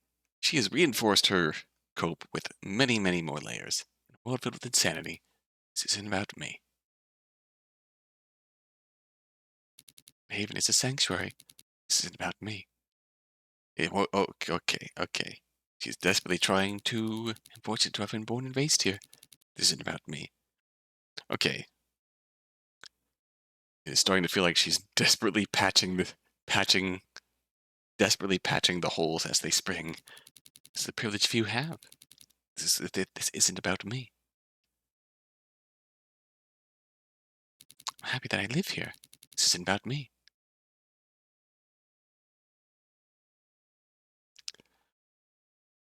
When I finally enter the assembly hall, I settle down into a pew, one close to the entrance and far from the stage. I look around. The hall is crowded as always. It's almost exactly like it was a few days ago. The noise of the crowd is a lot louder than normal. I shake my head gently to release the tension in my face. Yeah, the noise makes sense. I would have left, yeah. Unfortunately, Magda is actively patching the cope holes. Everyone's confused. That's why they're all talking so much.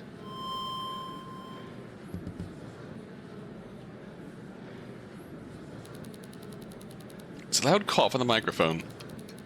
It squeals, ringing through the hall. And the room goes completely silent. Hello, you. Everyone. Your attention, please. I understand that this assembly is unusually timed. That you may be confused or nervous. However, I'd appreciate your attention for the time being. Thank you. Now, I suppose you're all wondering why you've all been called here on such short notice. As you know, assemblies are not held very often. It's rare to see one follow another in such a short span of time, especially within the span of a week. Fortunately, this is a sudden and desperate matter, and so here we are, holding a second assembly. The assembly was called because of a major breach of trust in our community, trust that we try so hard to cultivate and hold as a value. I'd like to deal with this issue promptly and publicly. Major breach of trust. Major breach of trust. Funny that the major breach of trust is being directed at Magda, but the true piece of this is coming from Grace reading Magda's diary. If I do not do this, the issue will almost certainly worsen. People will be harmed. It could even pose a threat to the haven itself. I shifted my seat. So it's that bad? I see. Sweat begins to form my palms. This isn't about me. So, why am I getting nervous? This isn't about me. There are hundreds of people here in this hall. All of them could be hiding secrets that could harm the haven. Could be any one of them. This isn't about me. Besides, this will be over soon. In half an hour I'll go and have breakfast. Then I'll work my piece in the art sect, like always.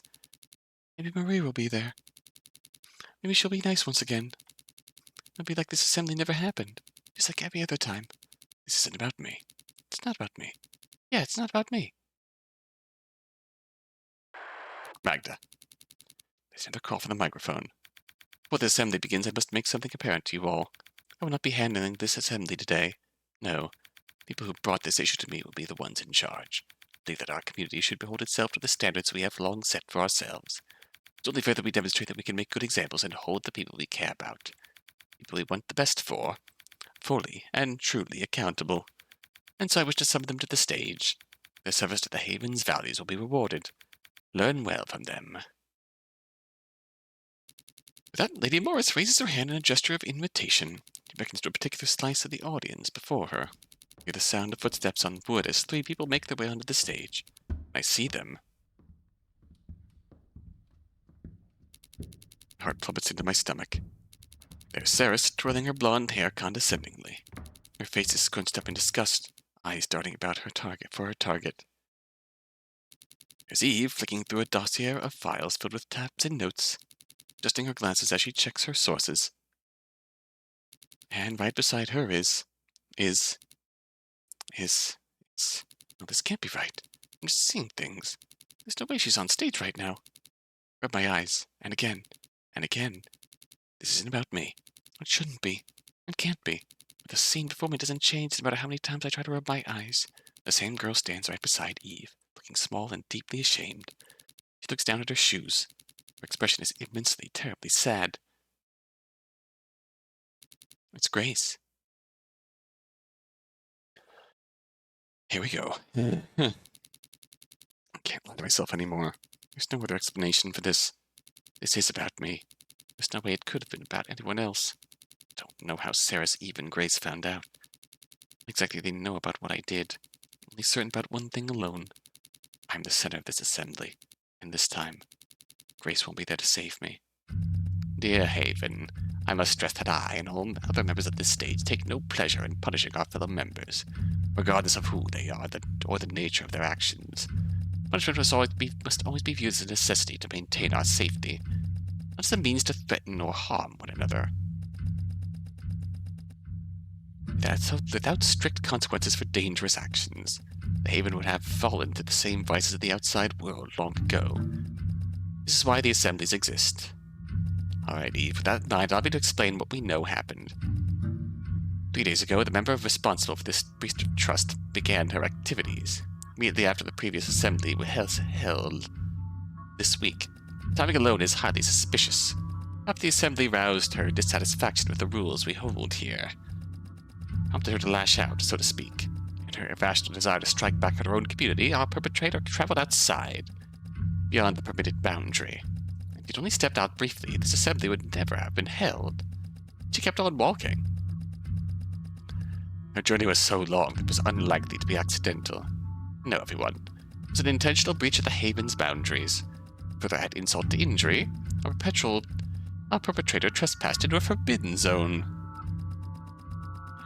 Or that only the sect heads and Lady Amaris could enter. There, our perpetrator committed an act so taboo it would have put the entire Haven in danger. That is, if we hadn't intervened. And yet the most terrifying act our perpetrator committed was returning a day later, traveling outside, trespassing forbidden zones, committing taboos once again.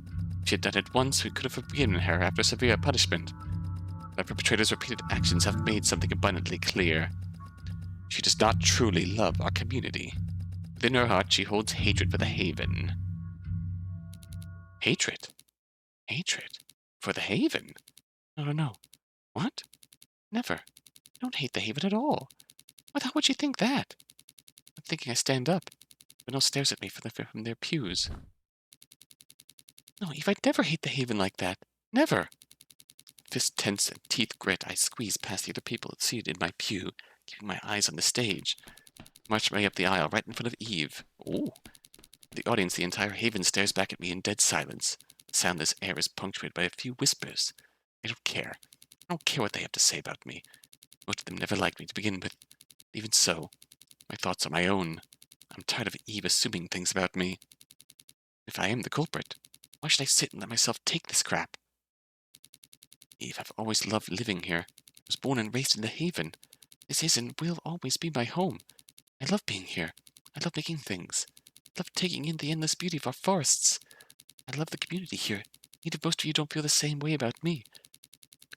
Regardless of whether you like me or not, I wouldn't trade this place for anything. Don't you dare say that about me again. Ever. Eve stares at me. Her eyes are wide. She clearly hadn't expected me to shout at her. But then Eve relaxed into a small smile, her gaze now narrowed. Incisive, determined focus. Like everything she wanted had fallen into place. Uh-oh. That's when I know I'm done for. I see. First of all, thank you, Magda. I thought I'd have to drag you onto the stage like my previous culprits. You did the work for me. Thank you. Everyone, Magda did something in service of the Haven for once. Let's give her a hand, shall we? Wow. The whole audience burst into raucous, sarcastic applause. I sense a bloodbath incoming. I try to ignore it. All right. That's enough. He waves a hand to quiet everyone looking onward. Ahem. Forgive my sudden excitement. Yeah, your sudden excitement. Now, Magda, you spoke passionately. To some of the more weak-minded members of our audience, you might have even convinced them that you were a good person. But you know what I think. Every word out of your mouth is a poisonous lie. If you truly felt fortunate to be a member of the Haven, you should have known that the boundaries outside are for our safety. You knew you were trespassing them. So tell me, why'd you enter that forbidden zone twice? No need to answer me. I already know. You knew what you were doing, Magda. You just didn't care about your community. Ugh, damn it. I knew she'd put pins in my outbursts as soon as she heard it. So I should have expected that. But you know, Magda, little adventures aren't the only reason you're here today. I'm sure everyone's curious about that other thing you did to hurt your own community. I think someone who felt fortunate to be here would never dream of doing. So, if you really love the Haven, Magda, why would you pick up the pen again? Let alone write things that could have hurt us all. Oh boy. The audience begins to whisper frantically. What? What's she talking about? Never made any work like that. Unless... Ahem. I suppose now's a good time to pass the baton to our second investigator. Sarah, if you'd like to come out with the other piece of evidence. Whoo, baby. Eve gestured to Saris, who stands further back on the stage. I'm buried in dread. Saris nods and steps forward.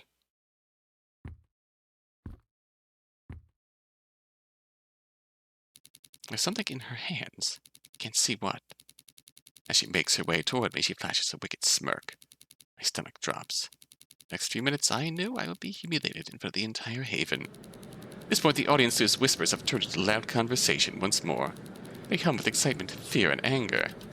All right, everyone, I know you're all excited about what's coming next. Believe me, I feel the same way. But please, all eyes on me. The audience quiets down, and hundreds of gazes focus on Ceres. Good, good. Now that I have your attention, want to see what the liability got up to in private when we weren't looking? Huh? The audience gives a loud, raucous roar of enthusiasm.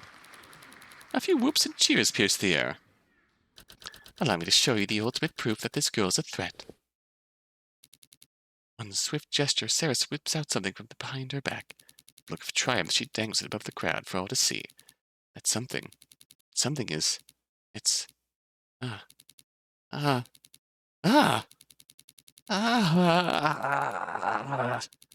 did she...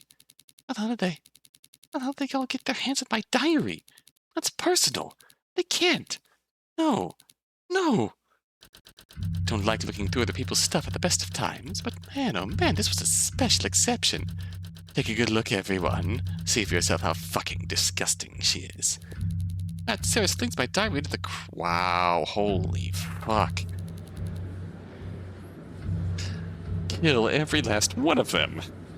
The audience goes into an uproar. A girl catches the book mid-flight and yanks it down to earth. The other girls swarm around her like horseflies to flesh and watch as she begins to turn the pages. They want to see what's inside. They want to know the sinful things I've written and drawn. I want to gawk at my innermost thoughts and parade them around at the island. Ironic that these dangerous things were now okay to look at. Yeah, how ironic. But then in the name of justice for the haven, I guess anything went. And if seeing, reading, or learning about the things I wrote nobly warranted harsh punishment, I have to pry it out of their hands. To run up and get in the middle of that crowd and take it back. I have to rush forward. Sarah jerks me back, putting me into a headlock. I struggle. I kick against her. Punch her. I have to get out. I need to get out. Please get me out. Sarah's grip is a powerful vice. She sneers and wedges the side of my head upwards, putting her face against it. I can feel her hot breath against my skin. Not so fast, pervert. I saw everything. What you wrote. What you drew. You really think you're untouchable, don't you? But you can get away with what you said about me and Eve.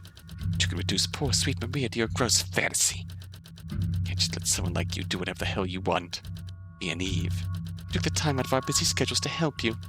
Get you back to normal again. Help? Those punishments, those conversations, those encounters. All gone to waste on you.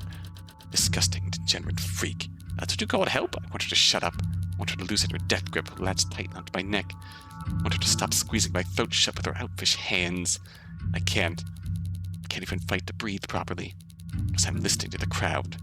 Because I can stop hearing what everyone else is saying about me. Yikes, I didn't know she wrote that gross shit about Maria. Oh, Maria of all people. How dare she make girls like us look bad pursuing her forbidden desire for a head? How dare she? I was right not to associate with her back when she was in the writing sect. Never liked what she put out. She's just sad Ceres is more successful than her now. That's why she's taking out on everyone else. Bitch, hello, stop guilt-tripping us. There's a reason you've had it hard since that last assembly. God, look at this freaking mess of a rant over here. She wants to be the victim so badly. We get it. You're a harmful weirdo who could make us insane. It's totally our fault that we don't want to be seen around you, sure. I knew that most of the people gave me a wide berth. They wanted to be around me anymore. But here we get in the open. Hearing everyone say such things about me. Out loud. I don't know. I don't know what's real anymore. Mine feels like it's peeling from my body. And to float away. Away from here at least. Order. Order. Silence at once. This assembly is concluded. Are we in agreement? Indeed. Yep, all the evidence is here. Ceres lets go of me and heads over to Lady Amaris. Collapse on the floor in a heap. I gasp. Slowly I sit up and rub my aching, crushed neck. And Grace, you haven't said a word this entire assembly. Would you like to share anything else? You were a great help in bringing this all to light. Grace looks up from the floor. Her expression is completely unreadable. Can't tell what she thinks of me now. Lady Amaris, if you'd let me speak for Grace. She's still not comfortable talking about this. Grace discovered Magda's diary, and called to take a stand for the Haven. She rose to the occasion. Her vital contribution helped us build our case. Let our assembly speak for itself. I go cold. Your Grace wouldn't be here to protect me. Deep down, I knew that as soon as I saw her standing to try me. But here we get confirmed in Eve's very own words. Then there really is nothing left for me on this island. I see. Very well. In that case, I hereby declare that Magda is no longer a member of the Haven. She's taken advantage of our community's generosity. She sought to poison us and make us insane. And though she nearly made us change our ways, prove that the insane will always stay insane. Thus she'll be cast outside the Haven. She no longer poses a harm to our community. Great, time to find out. Can't take this anymore. To get out of here. Need to leave. Now, I can't be taken away. I won't. I have to go. I have to go. I have to go. I have to go. Stand up. Dash for the exit. We're gonna have to see Maria one more time, aren't we? I rush forward. A wall of uniformed girls and women all block my path. Caught again. The audience surrounds me, full of punishing intent. Countless hands reach out and push me down, force me to the ground. They pin me as I punch and kick and scream and struggling against the crushing weight. Feet kick at my body. Oh, this is so much worse than I ever could have imagined. Oh, this hurts. Hands swat and slap and punch. Voices scream and yell and curse. I try to escape even if the odds are slim, if the odds of winning are next to none. I have to leave. I have to go. Eventually my body gives into their abuse. Helplessly I lay still on the floor, waiting for the inevitable to draw near. Footsteps grow louder and louder. The crowd parts. Ceres and Eve and Grace all come down to gaze at me. Ceres with disgust. Eve with clinical reproach. Grace with muted sadness. Lady Mars is also there, cold as ever. Eve bends down. A little dart is in her hand, just like the one that was used on Jail. There's no pipe to fire it. It's just wielded on its own, like a pen or a needle. With one swift motion, she stabs it into my neck. My body starts. I try to struggle again. Trying to lift myself off the floor despite my new aches and bruises. Chemicals seep into my blood, my heart, my brain. Everything starts to go black. Slowly, everyone leaves. The crowd draws back. Eve walks away. Ceres leaves me a good kick. And some spit as a parting gift. Grace is the last to remain. Continues to stand over me. I can feel the sadness oozing out of her pitiful expression. Try to fucking go. Before the darkness swallows me, the last thing I see are her lips. Rounding out 2 little words will be my final memory as a member of the Haven. I'm sorry.